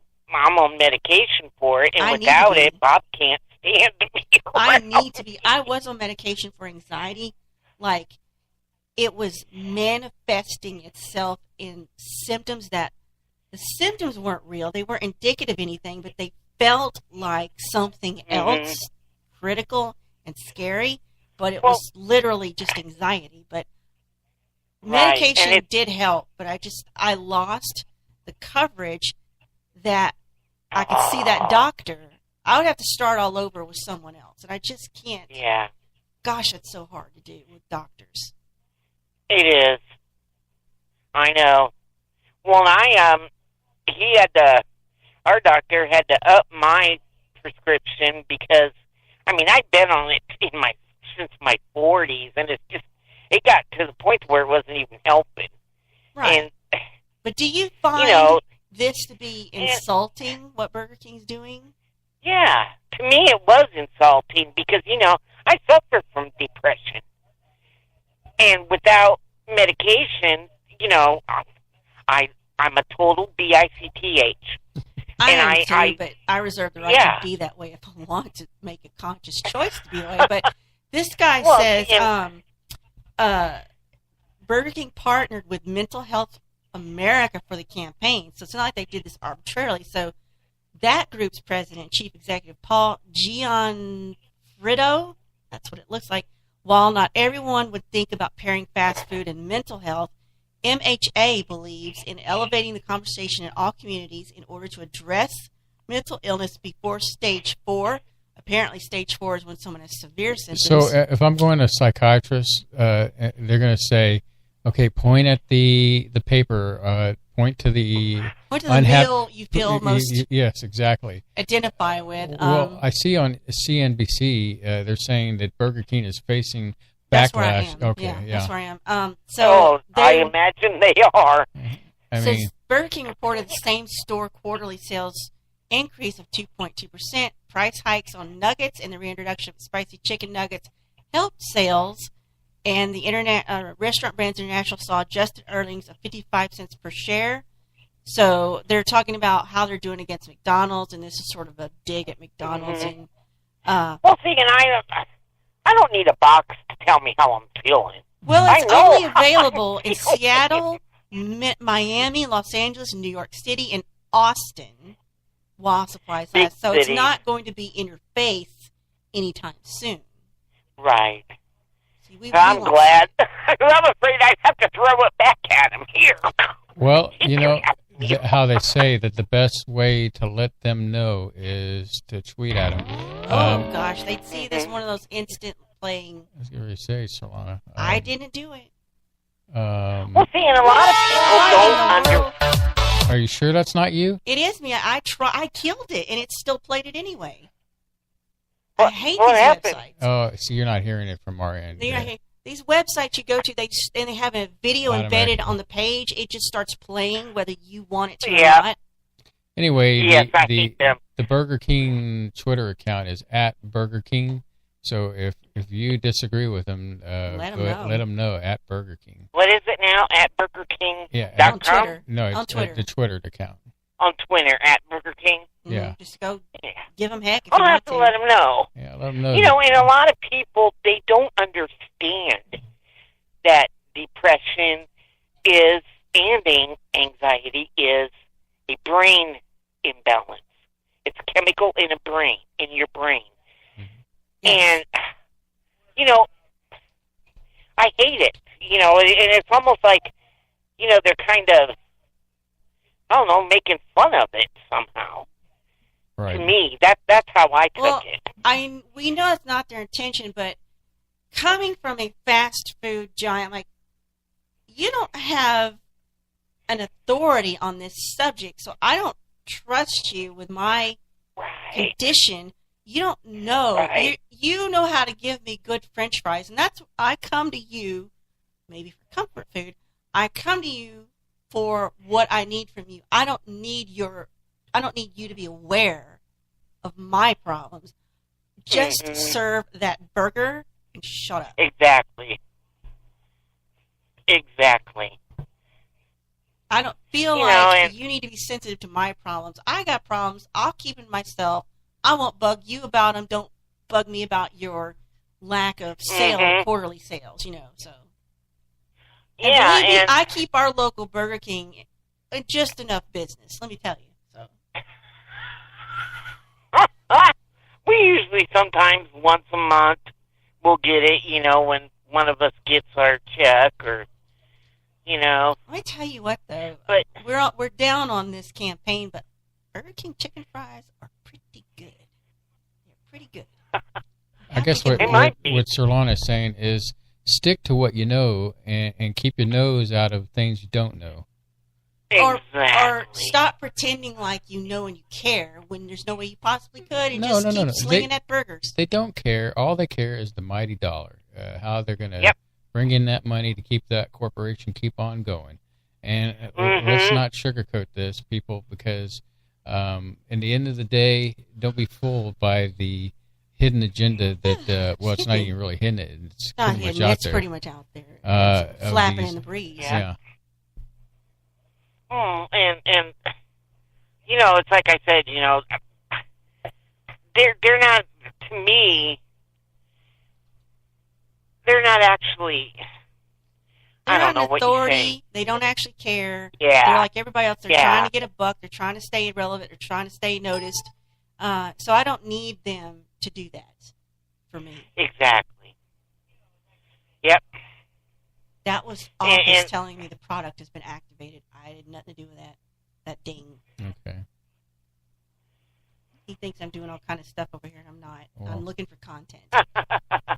So, what else is on your mind, Bev? Because, you know, this is the new paradigm of our show is that, you know, we talk a little bit about what gets people riled up. So. Are we too much nerds? Do you think we have a coin pusher addiction? Do we need an intervention? I don't know. I had never seen it before until tonight. What, the coin pusher? Been around a long time. Yeah. I think. You know that. Really? Yeah, I think it's been around a long time. It's not something I think is popular in most arcades, like now, Busters. In Japan, people my God, are hog wild in Japan for coin pushing. They're hog wild for really? all things arcade. Yeah. They really know how to do arcades over there, just over the top, interactive stuff. It takes your whole body to play it. It's very stimulating. Very overly stimulating when you go loud, lights, sound. Just crazy. They take everything up to the next 7 levels over there. Is it pachinko? Really? Or what is it called? Where it has the thing that goes down and. Well, over here it's plinko on As Price is Right, but pachinko might be what you're talking about. But anyway, we watched some videos on YouTube of Japanese arcades and coin pushers. I mean, talking about the next level machines and things like that. So. What's that one gentleman that we watched that's very entertaining? Matt 3756. Yeah, Matt 3756. Yeah, he's up somewhere in the Northeast, and he's like his whole life is just going to arcades and playing games and videotaping. And he's really good at it. He's not the only one. There's 100 channels of this stuff. Yeah, but some of the other channels we've watched has one. It's a couple. There's a couple, and her voice is so annoying. I'm like, she looks like she's too young, but she's probably not. Yeah. But I'm like, put a muzzle on her and then keep playing. You know, just her voice is terrible. That's why I try to keep my talking. I wouldn't say like Fran Drescher terrible, it's just high pitched. It's very high pitched. Yeah. So. Now, what's her name? We don't know. I'm not going to talk about it. I'm not going to mention their name or their channel. So don't want to. We generally try to only mention the ones that are really relevant. Yeah, we don't. But we're not trying to bash them. We're just saying we find her voice to be annoying, so we just keep that under wraps. But I have to turn off the sound on my TV to watch her because we've been sitting around. She's blown out my speakers. Watching videos of other people playing video games at arcades. That's how weird we are. Well, and then today we went to Dave and Buster's, like I said earlier. Today. What about Bob? Bob watches. It's watches these political shows, you know, with oh gosh, I can't even think of the names that he watches, but it's funny because he gets all upset and starts yelling. My dad was the same way. My dad would watch those shows and watch the news, and he would holler and fuss at the TV, just out loud. And I'm like, whatever. I will admit, that reminds me of my dad watching wrestling when we were growing up and yelling at the wrestlers. Well, no, Dad did that. The only sport anyone in my house ever watched was NFL or maybe sometimes college football. But the only thing Dad ever watched that was a sporting event was NFL, and he would yell at the plays because he actually did understand the game, and I'd be like, okay, whatever. My dad he liked NFL too. He would do that. But I do the same thing when I watch Cleveland play. I sit there and yell. I'm like, God, I'm just like my dad. So you're talking about the Browns, or? Oh, well, yeah. Just checking. I had to check to see if you were being honest there. Oh, well, hey. I'll be the first to admit. So they're not the best, but hey, they improved this year. Mm-hmm. But let's see, what else? I was trying to think of things to talk about. Look at my things coming up here. I haven't talked about yet. I was going to mention, and I wasn't going to get into it yet, but that the debate about Pluto is coming back. Whether or not it's a planet or should it be a planet, what defines a planet? So it's coming back on the docket. So it's a planet. To me, it is. I mean, it's been a planet for how many years?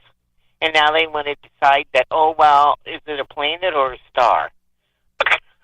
So, yeah, it was taken off. Oh, was it? Yeah, so it wasn't a planet. I forgot what year they decided to demote it. It was the debate started in what got into full swing about 2005. And in 2006, the conference they held, what is a planet? What's the criterion or criteria for a planet? So that's when it got, I guess, demoted. Look, at the end of the day, it's round, it's big, it has its own moon. It's a dwarf planet. Yeah. Well, see, dwarf planet. I'll always consider it a planet.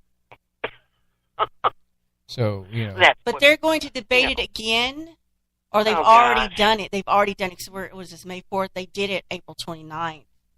So I don't know what the outcome was from that. I mean, don't stars eventually just explode? Well, some explode and some turn into black holes. Supernovas versus black holes. And then you've got some that run out of their fuel and they expand and create red giants. And look at you knowing all your science. Well, I did take astronomy in college, so, I did too, but that was 100 years ago, and I remember nothing. And I have to live up to the persona of being the space boy. Well, if it was 100 years ago for you, my dear, it was 1,000 years ago for me. This was the 90s. Yeah, at one point in our solar system, our sun will expand to a red giant, and basically all life on Earth will be gone because it'll consume most of the inner solar system. Mm-hmm. But we won't have to worry about it, so we'll have been gone by then. Bob says plant or planetoid. Planetoid? Yeah, planetoid. What did I say earlier this evening, Solana? I don't remember. I wasn't paying attention. I said that Pluto is basically a planetoid. And my gosh. Was it hearing you? Yeah. Well, Bev, we're up against the top of the hour, but we appreciate you calling in to home base, and just remember to take your mission papers about telling a friend about the show if you can, and let's see if we can get things rocking here in our chat room. And you're one of the original OGs, so keep that in mind when spreading that love around. I sure will. Okay, well, I love you all. Oh, we love you too. Yes.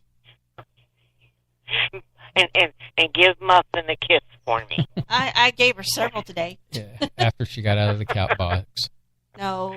Cat box? Yeah, she gave kisses to Muffin after she got out of the cat box. On her little forehead, yeah.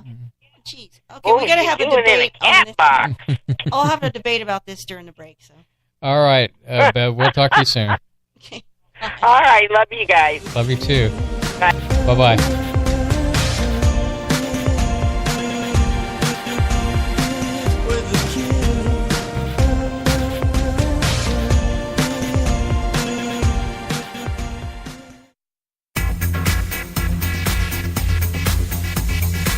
You are listening Spaceboy Universe on the SVU network.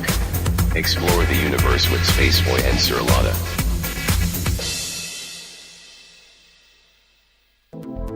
Greetings, Space Cadets. Let's see what's in the sky tonight in the Spaceboy Universe. Tonight, in the eastern sky, we have Spaceboy Universe rising above the horizon in glorious splendor. And in the west, we can see Solanus Majoris, which is visible at 9 p.m. Central Standard Time, just below the K-28 belt. So keep your eyes on the sky and listen to Spaceboy Universe. I'm Solaris Blurvid, and I'm listening to Spaceboy Universe.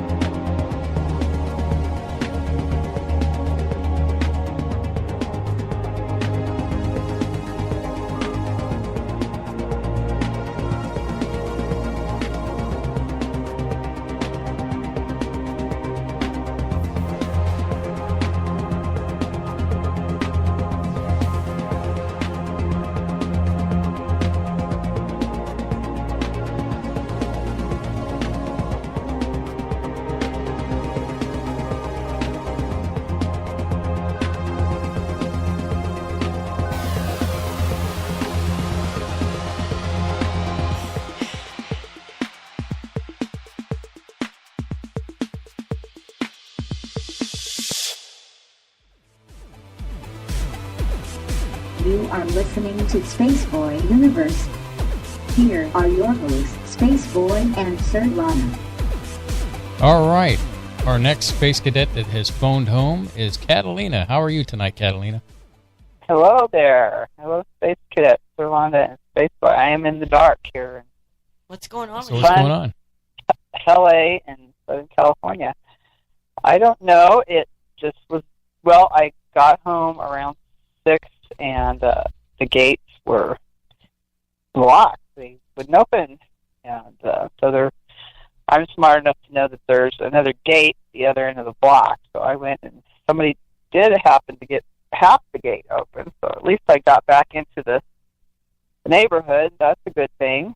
Other people were like lined up. I was like, go around. It's sad when people don't know their neighborhood, right? So you have some kind of power outage going on, huh? Yeah, I guess so. And then I heard through the grapevine that it was going to be out till 11. So I've got. I'm looking at SCE.com. Current outages for your area. If you put in your zip, I don't know zip. I've got. Looks like you've got multiple outages in Los Angeles alone. 1, 2, 3, 4, 5, 6, 7, 8. It's Santa Ana. That's big. Azusa, Ontario, near Rosemead. There's more Palm Springs. There's 2 in Palm Springs. There's oh my God. Near Sleepy Valley, but not quite. I bet you didn't think that someone all the way in Houston, Texas, could give you an update on your power outage. Yeah. It's called the internet. No, I have to call Texas to find out what's going on in my neighborhood. Good one. OutageReport.com. Well, then you got to remember that each one of those towns has roughly 50,000 people. Right. Times that. I mean, that's incredible, really. Oh, there's a nasty red area over Los Angeles. Oh, my Thousand God. Oaks. And that's not the smog alert, huh? Maybe that we're going to have first contact. It's coming tonight. I had a couple shots of Patron. I've been grubbing around in the dark. Ooh. Thank God for light in the phone and a couple candles so you can see something. Well, there's an outage between Monterey Park and Los Angeles. There's one that looks like it's southwest of Burbank, and one near a place called Agora Hills, which is south of Thousand Oaks. Oh, Agora, yeah. Oh, I wonder if Coast to Coast will be on tonight. Burbank. It looks nasty. They got generators. I was going to say their backup generators. North Hollywood, Agora Hills, Los Angeles, North Hollywood, Brooklyn. Oh, my God, that's huge. Mm-hmm. Okay, so this just wasn't a tiny little transformer that blew up. This is something else. That is something significantly else. Yeah, this is something. Okay, I'll expect maybe maybe we'll see ships tonight or something. I wanted to talk about the Kentucky Derby. Nobody's bringing that up, but today was the Kentucky Derby. Well, it always seems to rain during the Derby. I don't. Why that is. I mean, supposedly they can control the weather for all kinds of things, right? All kinds of events. Mm-hmm. But for the poor horses that are running on this big muddy track, it's very dangerous. Yeah. Oh, yeah. It's always raining, so that's weird. But anyways, this was the first time in history that the horse that actually finished, right, its nose went across the finish line, didn't get to officially win in 145 years. Oh, wow. What's the deal? What was the deal on that? Well, they had 15 minutes of looking at the tape, and the horse, the jockey, was saying, he's just a baby, it's just a baby, and I guess, because they run a mile and a quarter, and I guess when it came around the bend for the last one, that's when people get excited, and I don't know how many people are there at Churchill Downs, tens of thousands, right? Right. So he said when they were screaming, it, freaked him out. And then, so when you saw the tape, because he was riding the rails, so the horse, not the jockey, just started to go, going. They call it the lanes or something. I forgot what they call it for each. Which I didn't know that. I've been watching horse racing forever. I didn't know that. But he was, going off from the rails into the middle, and so that caused other horses that couldn't pass, and then so they were going to say, okay, well, if he gets disqualified, then this other horse is going to win. And so, it's sad because they were, all the media vultures, trying to get comments from the jockeys and the owners, right? And they don't want to say anything, wrong or they feel for everybody, right? They feel for both of the horses, and they're just like, well, and was we this just have to leave it up. Was this the horse named Country House? That's the one that they let win. Mm-hmm. Yeah, because he was second. Okay. So, but because the horse did go over, and then some of the films showed, well, the one guy said that the one that I was rooting for, I think that was the winner for, Maximum Security is disqualified. Yeah. Country House wins Kentucky Derby after Maximum Security is disqualified. Right. And it was such a sweet horse, but the jockey kept saying, "Oh, he's such a baby." So he was probably barely 2 years old. I don't know. He looked really young. But anyways, you did see the film footage, because the other horse owners or trainers, something, are saying that, well, it came that horse behind him because he had slipped over another mark. They almost clipped heels, and you saw that, and he said that could have caused the jockey to fall off or whatever. That could have been a really bad thing. But it seemed to me that it was the horse's fault. It wasn't.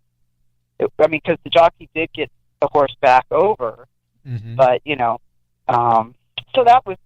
I felt kind of sad for both of them, because the other guy that it was the first time that the jockey won, and so he was happy, but it was kind of like bittersweet. It's like, well, yeah, I'm glad I won, but it's always going to be a weird, controversial. It says here the Maximum Security had jumped a puddle on the rain-soaked track and slid to the outside, not only impeding the progress of a rival War of Will, but also forcing that colt's rider, Tyler Gallifleone, whatever her name is, to squeeze his knees and wrangle the reins just to stay aboard. So they went on to watch that video for 5 minutes and 10 minutes and 22. So I guess that caused a disqualification in a way. He couldn't. Yeah, I didn't know about the puddle, so that came out later, I guess. But here's the thing: during the day, because it starts, I don't know, 4 hours before the action, because there's other races that they have before. Right. Mm-hmm. Okay, so they were talking about, because I'm in SoCal here, and the big racetrack here, Santa Anita. I mean, it was like a big news, like 23 deaths of horses in 14 weeks. I mean, it was like, what is going on? So they had a big talk about that, before, and because they're looking at that and they're comparing it all to like any great athletes in all the sports, right? Mm-hmm. But they're saying that all the rest of the sports, humans, they can decide, they can make choices that the horses can't, because the horse say, yeah, I want to be a racehorse, it's more like, no, a human kind of chooses it for them, right? So they don't really have a voice to say anything. So they were, but I had watched, I try to watch the Kentucky Derby every year, and it's always raining, and there was one, I think a couple of years ago, where, one of the horses died because, in my opinion, it's thick mud, it's raining really hard, they're their hearts are pouring out, their legs and everything, and I just think that's just not right. And because when you think of a professional baseball, what do they do in a rain? Roll out the tarps! It's all. I was thinking of like the Indy racing. They shut down the tracks. If it becomes too dangerous. And baseball, they roll out the tarps. Right. You know what I mean? I see where you're coming from. It makes a lot of sense because why wouldn't you want to protect these animals? They're very expensive in the first place. Yeah, they're like $1 million a piece. And so you would want to make sure to protect your investment. And I've seen how clunky those tracks can get with a little bit of rain at the very least, and can make for a very dangerous situation. Well, that's kind of, I guess, what kind of happened this time. If there was a puddle involved, and but then you got, okay, so you look at it this way. Okay, then there's how many people there at Churchill Downs, and then think of all the money that people are coming there to see. I mean, if they said, okay, it's raining, the horses aren't going to run, then would they really tell everybody to go home? And what would they say? Okay, we'll have to wait for another day. What would they do? And then you got, because all that betting going on. All the betting all over the country, right? Mm-hmm. Yeah. I know. So this become a sport. It's a big money thing, but we've got animals that don't have a voice, right? So they were, I don't know, they're going around and stuff. They're gonna, it's gonna have to be regulated. And they were talking about, well, should they have government regulation on it too? Oh, just what we need. Government to come in and regulate. So they were going on around that, but yeah, so that was just very weird. I mean, to me, it seems like every week it's getting weirder and weirder. There's just more and more weird things happening. It's someone was telling me about the what is it called? It's not the megahertz. There's a word for it. It's it's going to go out of my head. Some kind of frequency thing that the Earth Schumer effect, is that it? The Schumer thing or something? Oh, I know what you're talking about. It's the Tesla thing. Oh. It's like the Earth Schumer, resonance, Schumer. Yeah, but it's getting higher and higher, and they don't even know it's causing it. Schumer and resonance, I can Schumann, yeah, Schumann, that's it. They don't even know it's causing it, and maybe that's what's making things and people go wacky. We're saying Schumann resonances are global electromagnetic resonances generated and excited by lightning discharges in a cavity formed by the Earth's surface and the ionosphere. If that so something happening inside. Well, the polar shift is changing. I don't know if that causes electromagnetic static stuff. I don't know. Well, the polar shift would be electromagnetic because, it's a magnet, if you will, and well, here's saying, do Schumann resonances impact our perception and health? This is an article, and it goes on for a while, so you'd have to read it. But will increasing the frequency of resonance affect our bodies and minds? There's like, do we have grounds to think this? How do we keep an eye on it, et cetera, et cetera? Yeah, I agree. I think it does, and I definitely listen to those healing frequencies, that you can get on the internet, and it definitely helps my brain. I start every morning with that thing. I was turning one of my friends on, and she goes, "God, I leave that on all night in my house for 9 hours." I go, "Yeah, it helps, doesn't it?" She goes, "Yeah, it just changes the whole energy in the house. It makes you feel good." I said, "Well, I think I don't know where they come from.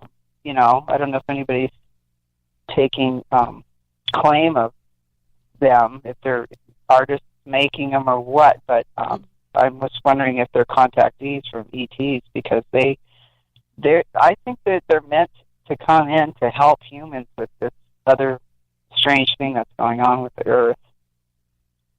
Because music just for a whole... I mean, I was listening to your music today in the car, basically. So I that helps when you have to get on the freeway. Well, you're not alone.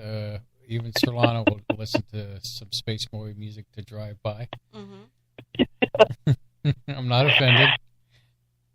No, but the fact you're listening is makes me happy, nonetheless. I have my favorites of his. There's some of his. He's got some that I'm like, I'm sorry, dear, but it's a little chaotic. I know. Can't listen to these particular ones. But then he's got some that I'll listen to just over the years, just over and over and over and over again. And a lot of them, none of you have ever heard, or probably ever will if he gets his way, because it's old school Space Boy music. So, but I have access to his entire library. Well, it's kind of like the song from this last break that I wrote for Solaris. And it's very mellow, very laid back. And there was another one that I wrote for Q Science Project. Yes. For Hanson. I hate the fact that people like Catalina will never hear things like primitive pressure, because you're such a perfectionist about sound quality. It was written in an era before technology was on par with what you have now. So right. Anyway, so you've made her sad with the fact of knowing that there's music out there that she'll never get to hear. That anyway. Well, maybe someday you can get it out there digitally. Well, he can't live forever, so maybe I'll release a retrospective after he's gone. That is unless the snap happens and you get snapped away from me. And then they fix it, and I come back and I release everything as revenge. Oh, dear. Oh, another thing I want to tell you, that I was listening to this other gal that does these UFO tours in Sedona. Yeah.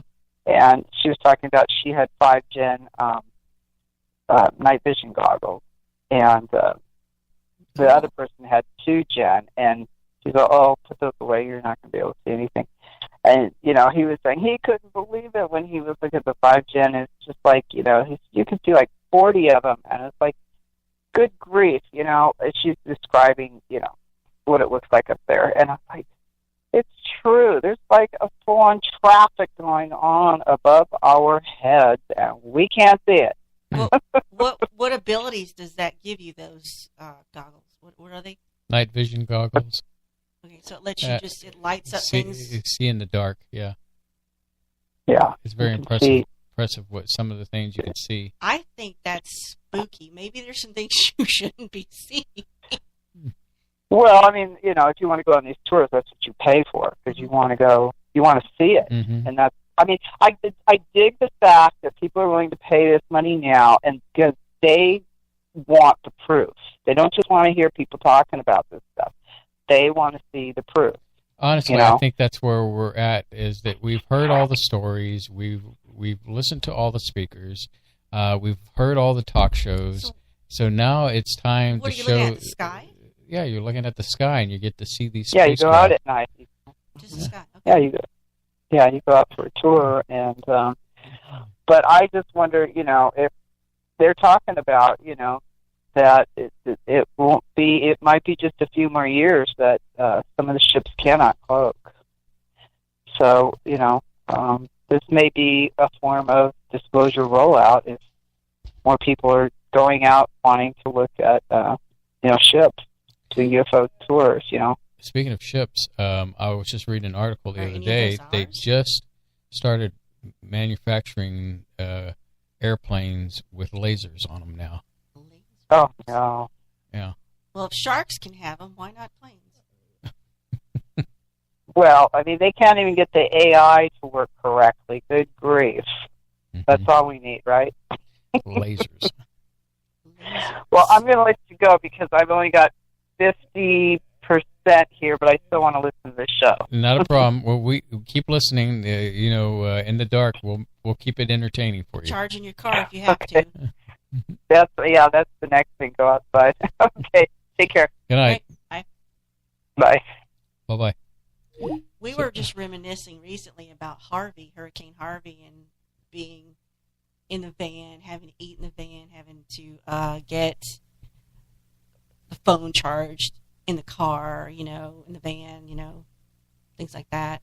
And when the AC was out last week, you know, I had gone out to get some food, and I came back to eat it, and I said, you know, this is going to seem weird to you, but I'm going to go eat my dinner in the car where I have air conditioning. And that's what I did. Took my phone out there and watched stuff on the phone and ate in the car with the AC on in my driveway. I just remained still and calm and kept my cool in front of the fan. And yes, because you're not from this planet and it doesn't bother you. Everything just went to heck for me.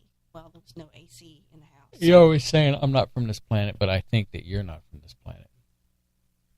One of us doesn't belong here. We haven't figured out which one it is. See, I think you're from the ice planet. You think I'm a Jetushian or how did that? What's Loki? He's actually a frost giant. Yeah. Loki. He's not actually an Asgardian. He's like blue, normally. But apparently the Loki that we see is his, kind of like his representation of himself as an Asgardian. That's not what he actually looks like. Oh, I thought, what's his name? snapped them to that. Because remember, Thor's father, Odin, had the gauntlet with all the stones. Well, didn't he say it was a fake though? Didn't Hela say it was a fake? No, but he had the gauntlet with the stones, and that's how he was able to keep the realms in check. Got you all in check. Well, do I want to get into anything else right now, or before we come back from the break, or? Well, no, you could probably wait. Is it a good topic? It's just something. Just rolling through some stuff here. It says dogs know when you're upset and they want to help. I would argue that so does our cat. She knows when I'm not well, and she wants to. Either she wants to help or she wants to make sure I'm okay, so I'll be able to keep feeding her. That could be her agenda. Even though I feed her every time I come home. You don't have to, but you can't. Oh, not another video. Why? I hate this world we're in where every piece of content has to be in a video now. I'm so tired of that. And it's not even a video also that always has audio. Make it read stuff too. So don't care for that. Let's see. Again, another site talks about if you remove half the population and half of life, what actually happens. We won't go into that again, but just before we go to break, just a reminder, tomorrow's Cinco de Mayo. Have fun with that. And next week, we will be here, so as long as we have AC. We do plan to have Jim and Jody Bray. A little early to be talking about next week. Although I locked him down. I know. I mean, early in the sense of save all that for the ending of the show, and whatever. And we'll get everybody updated and reassure them and go over what we talked about at the beginning of the program, getting the Space Cadets involved in the I'll let you take that the part. mission. But I didn't know that giraffes were endangered. So giraffes are endangered? Giraffes could soon be endangered. They're dwindling populations. That's sad, isn't it? Tastes like chicken? I think they must be hunted for their skin or something, or horns and skin, whatever. Oh well. I don't want to click it because it's probably going to generate a flipping video. Well, here, let me click this. And when we come back, we'll talk some more Space Boy Universe stuff. Don't go anywhere.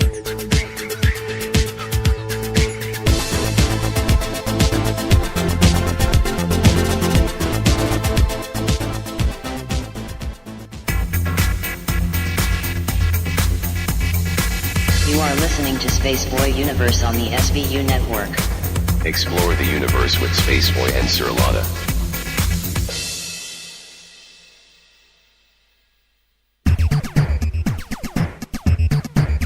Get your game on Spaceboy Universe.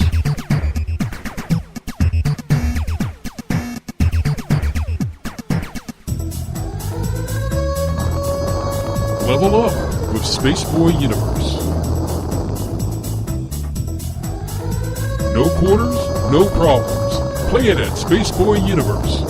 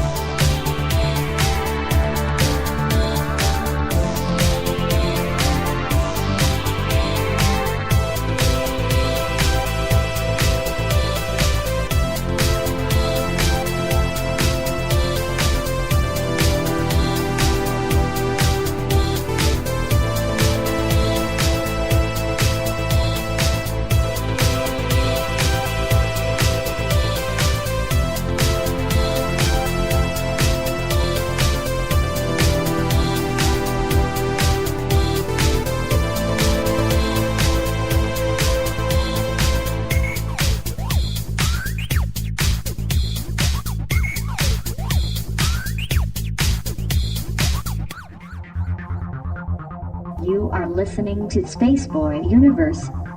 Here are your hosts, Space Boy and Sir Lana.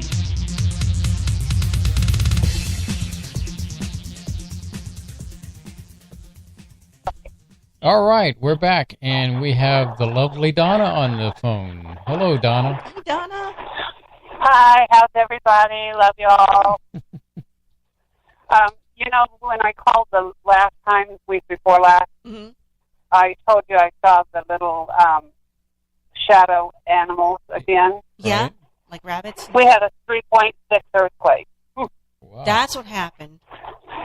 And we don't live in an earthquake area. This is the southeast corner of Arizona near New Mexico and Mexico. Mm-hmm. So we're not known for earthquakes. Wow. Yeah. It's funny you bring that up because I was actually thinking about you the other day with the shadow animals, and I just out of the blue, I had this picture of, mental picture of your house, and looking out, I guess, through the living room to a back door, and seeing shadow animals out the window. Yeah, that would be in my sister's house, and she has seen some shadows out in the back. She always thought there was something or someone out there, and I said, no, that's just them. They come and see me. So a 3.6, huh? Yeah, which is really unusual. It wasn't as bad as the one when we had 5.2, and everything was shaking and falling off the shelves and everything. That was about 6 years ago. So we don't even know what's going on. It's in an area that isn't known for earthquakes. There's no fracking. There's no oil drilling.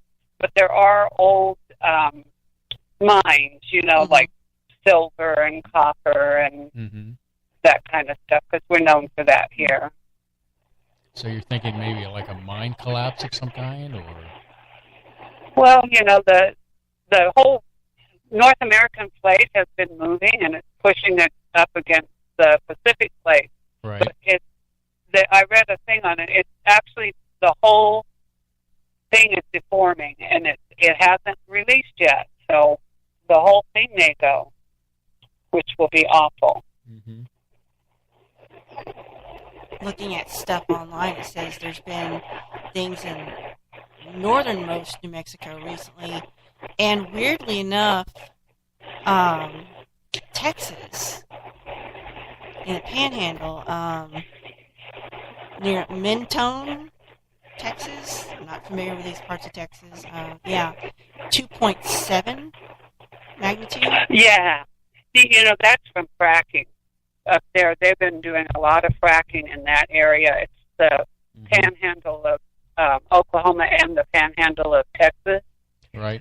And the biggest thing that they're doing is they're just pumping the ground so full, it just can't take it.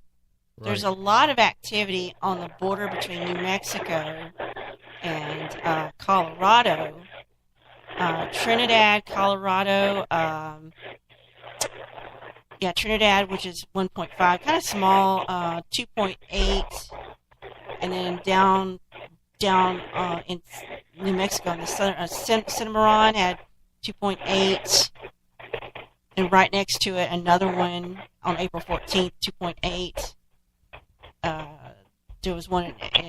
There's a lot of activity around this Trinidad area.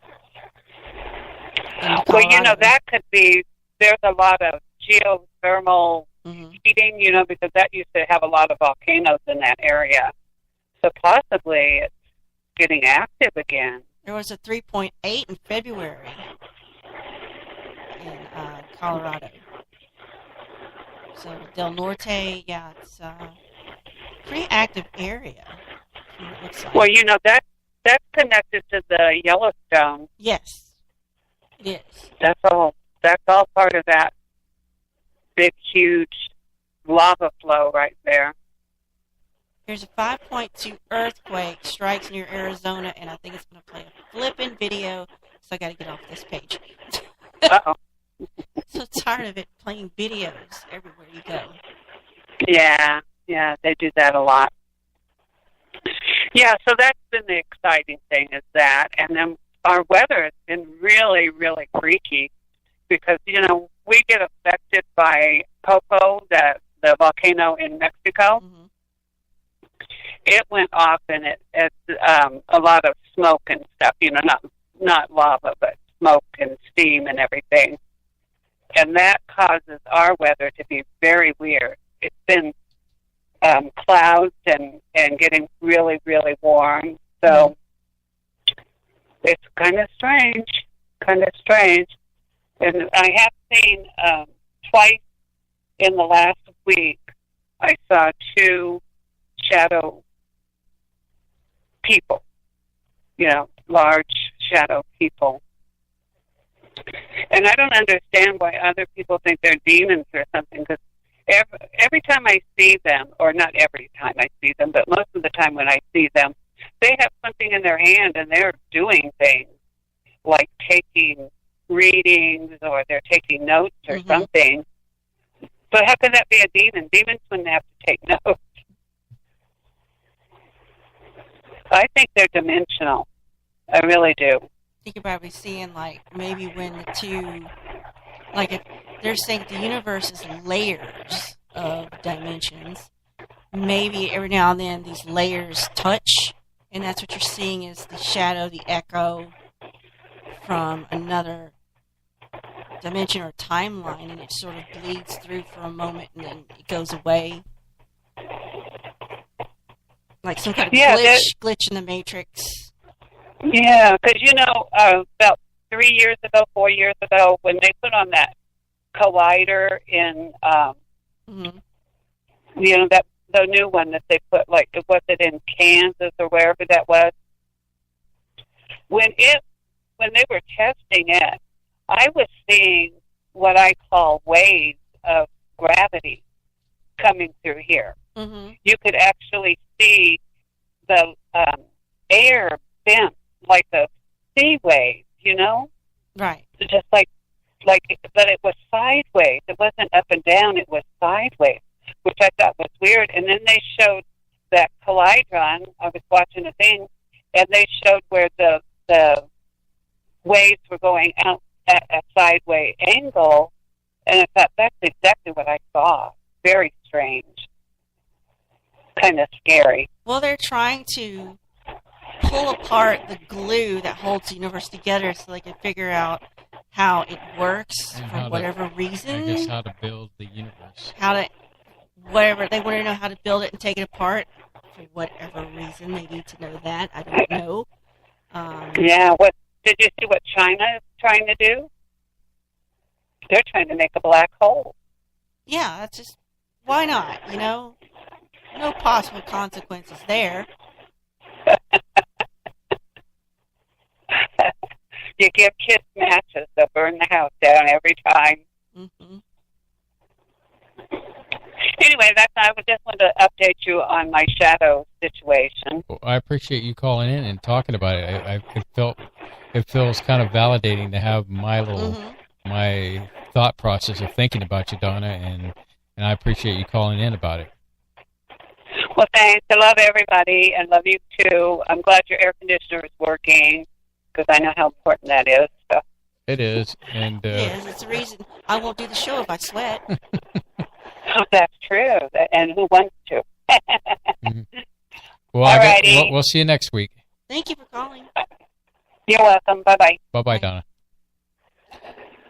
So, I was just reading that Robert Downey Jr.'s take of Endgame. Yeah, it's going to be big. $75 million payday for...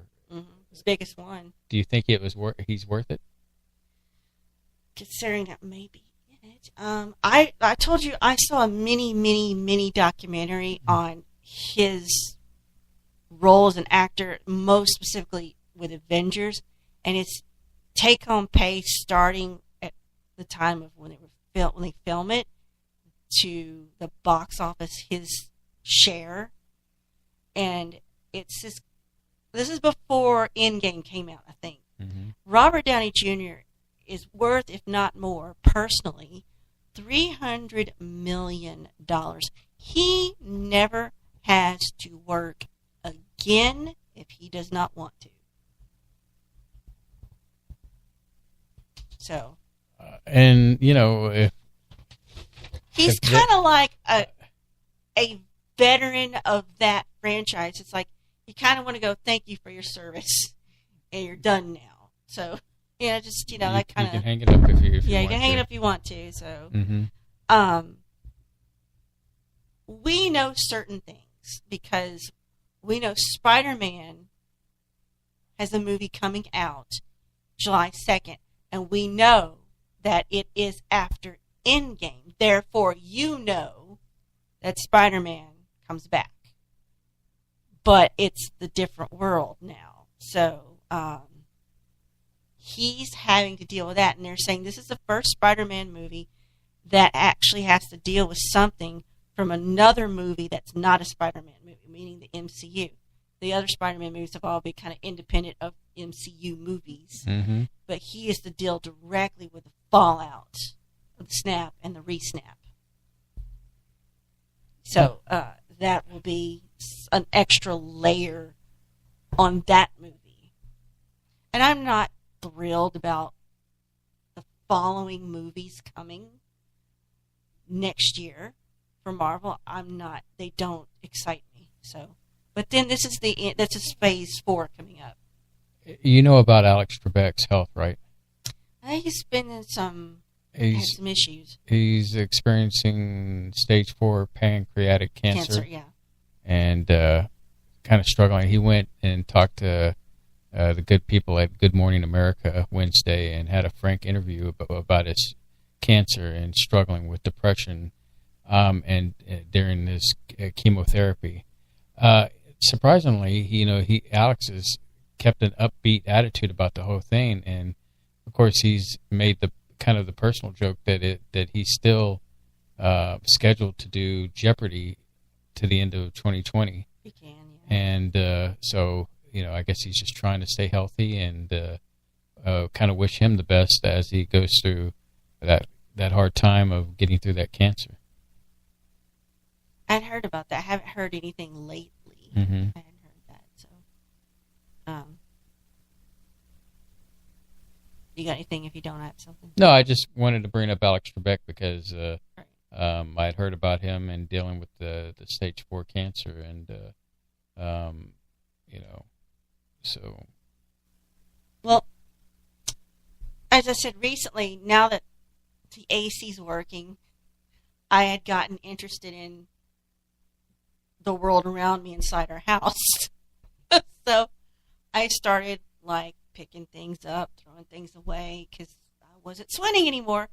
And I happened to find this cord or part of a cord and found out it's half of the power cord for this teeny tiny little laptop I have. It's an Acer laptop.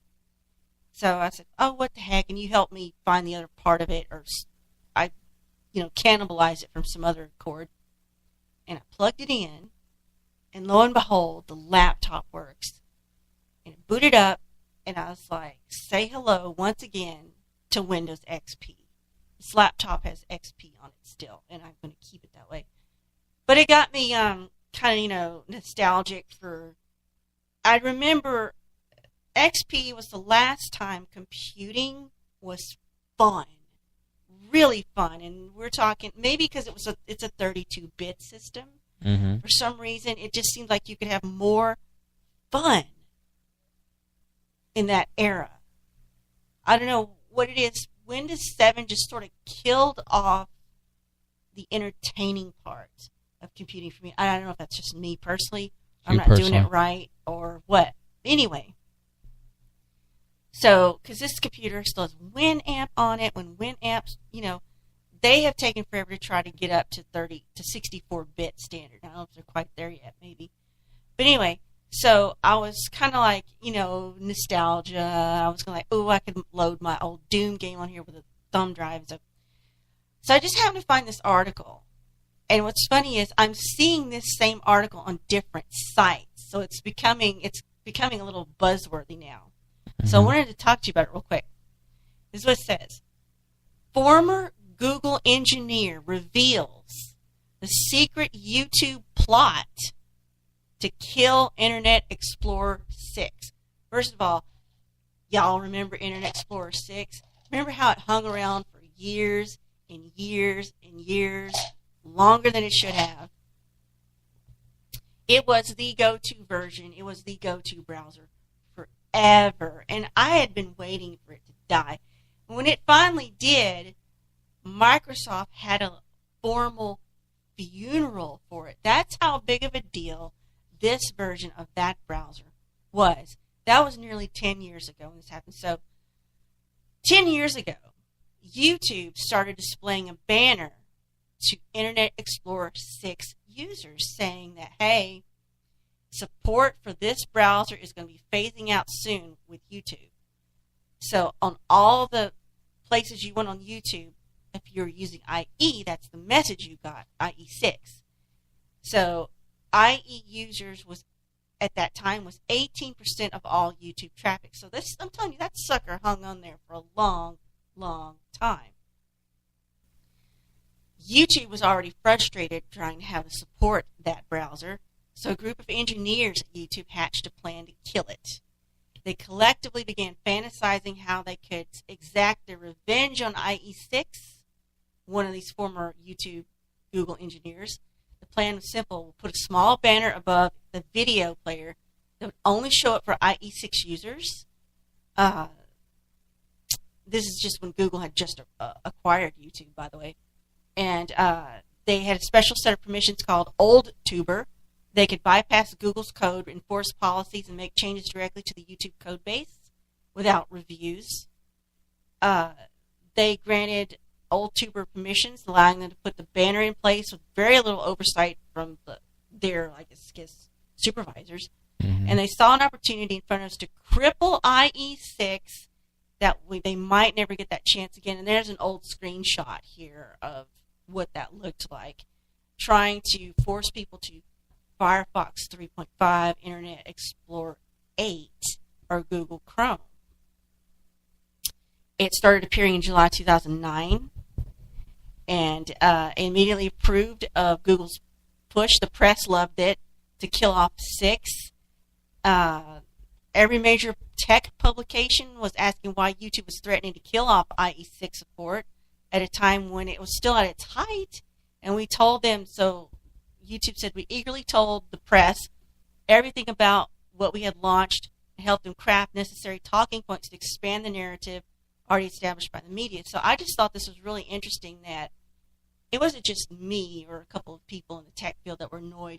YouTube was so annoyed about it, they actively campaigned with code to get rid of it. And it still took it a while for it to go. And when it went out with a bang. Microsoft even celebrated its death. So I bring that up to bring this up really briefly. Will there be a celebration / burial for Adobe Flash? Which this is the last year for Adobe Flash support. Next year it should be dead completely. But we'll see, huh? Well, it'll be interesting to see because I know that Spreaker, the interface that I use, it runs on Flash. There are HTML5 code alternatives for a lot of this, but you know what's going to be hit the hardest?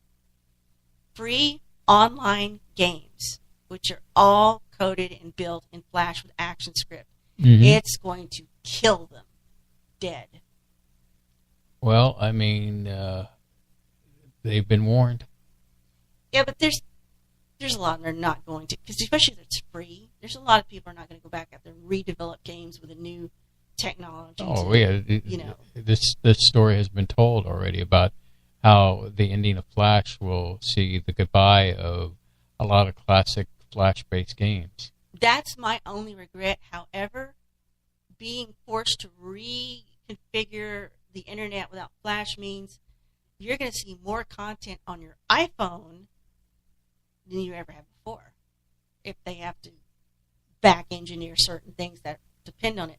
There's a huge portion of my job that depends on Flash, which is regretful that they ever did this. Meaning, there's content you can access on our internet website. It's Flash-based interface to get to it, to links and whatever. And it's regretful that they ever did that. And I wish they never had. But they're already beginning to make changes for it to go away this year. So that is hopeful. I'm glad of that. All right, Solana, it's been a wonderful evening. Let's do some housekeeping, shall we? You go ahead. Well, next week we will have guests. Jim and Jody Brave from the Outer Rim will join us, and we'll be talking about their projects. We'll probably dive into their first in their episodic shows that they're doing called Sweepers, which I'm pleased to be a part of, where I'm producing the music part of the shows. And it's been fun so far. And, of course, I'm sure Jim and Jody have a lot to catch us up on from their end of the project. And they were just at their local comic convention up there promoting the Sweeper show. And as always, they're clones of us, and many they're kindred spirits of Trek lore. And we'll dive into all things science fiction and fun and talk about their projects, and they'll be on next week, and so definitely join us for that too. And we'll take calls and all that. We'll probably switch back to the 800 number that we love so much. Let's see, what else do we got here? Also, just to bring back up the fact that if we're calling out the Space Cadets, the OG Space Cadets that listen to us, we're encouraging you to invite a friend to listen. If we can build up the universe, there's a good possibility we will not end the universe, and it will not end in a big crunch. But we really need the support. We already have your love. We just need your support to help keep this wonderful program going. And if we can gather some more Space Cadets into the fold, that'll be awesome. But we need you to invite a friend, get in our chat room, participate. And I've got a few people on the list on the cadets who follow us on Facebook that I need to reach out and say, hey, why aren't you participating in this fun, wonderful experiment that we call the Space Boy Universe? So once again, I encourage you. This isn't a pledge to donate money at this point. This is just a pledge to get you to just invite somebody to come on board and say, hey, listen to this show. It's pretty interesting. The fan base is a great community. We help each other. We talk to each other, and it's a no bully zone. So why wouldn't you not invite a friend to participate in this experiment? So that is something I want to get out there. Solana, your thoughts? Anything you want to add to this? I think that's a good way to ask for people, not for money or anything, but we're not doing the tote bag pledge drive right now. Although, if you're interested, we do have a shop where you could buy T-shirts and such things. So if you're interested in that, there is swag for you to buy. And we do have a donation thing on the main website. But like I said, this isn't about that. This is about bringing friends along and building a community, getting it a little bit bigger, spreading the universe out there, and getting everybody to participate. And, we're trying to make some changes in the show and how we do things around here. I guess you could say we're trying to experiment, see what really works, what really doesn't work. And we would like to continue to do the show, but honestly, we really need your help, the Space Cadets. Mm-hmm. Yes. So I guess on that, let's see here. So, to answer Dino's question is that we are considering doing the show beyond September when we said we were going to cancel. Consider. It's not official, but if we can work towards that, then we will go forth and Muffin agrees. And continue with the show. Yes, she agrees. So, yes. It's still kind of up in the air, Dino, but like I said, if we can bring in... It's kind of like the Kevin Costner movie, Field of Dreams. If you build it, they will come. So let's all together build it so they will come and participate in the Space Boy Universe program. So your voice is very soothing tonight. Well, I try. I'm trying to be. Ever since ever since I started this new job, I'm more laid back and a little bit more mellow, more relaxed. Sleepy. So all right. Do you want to add anything to this? We'll be back next week with guests. Yay! With guests. So, my friends, I bid you good night before the midnight hour strikes. And just know that we appreciate your participation in this program. And we invite you back next week when Space Boy and Sir Lana will bless you with our wonderfulness.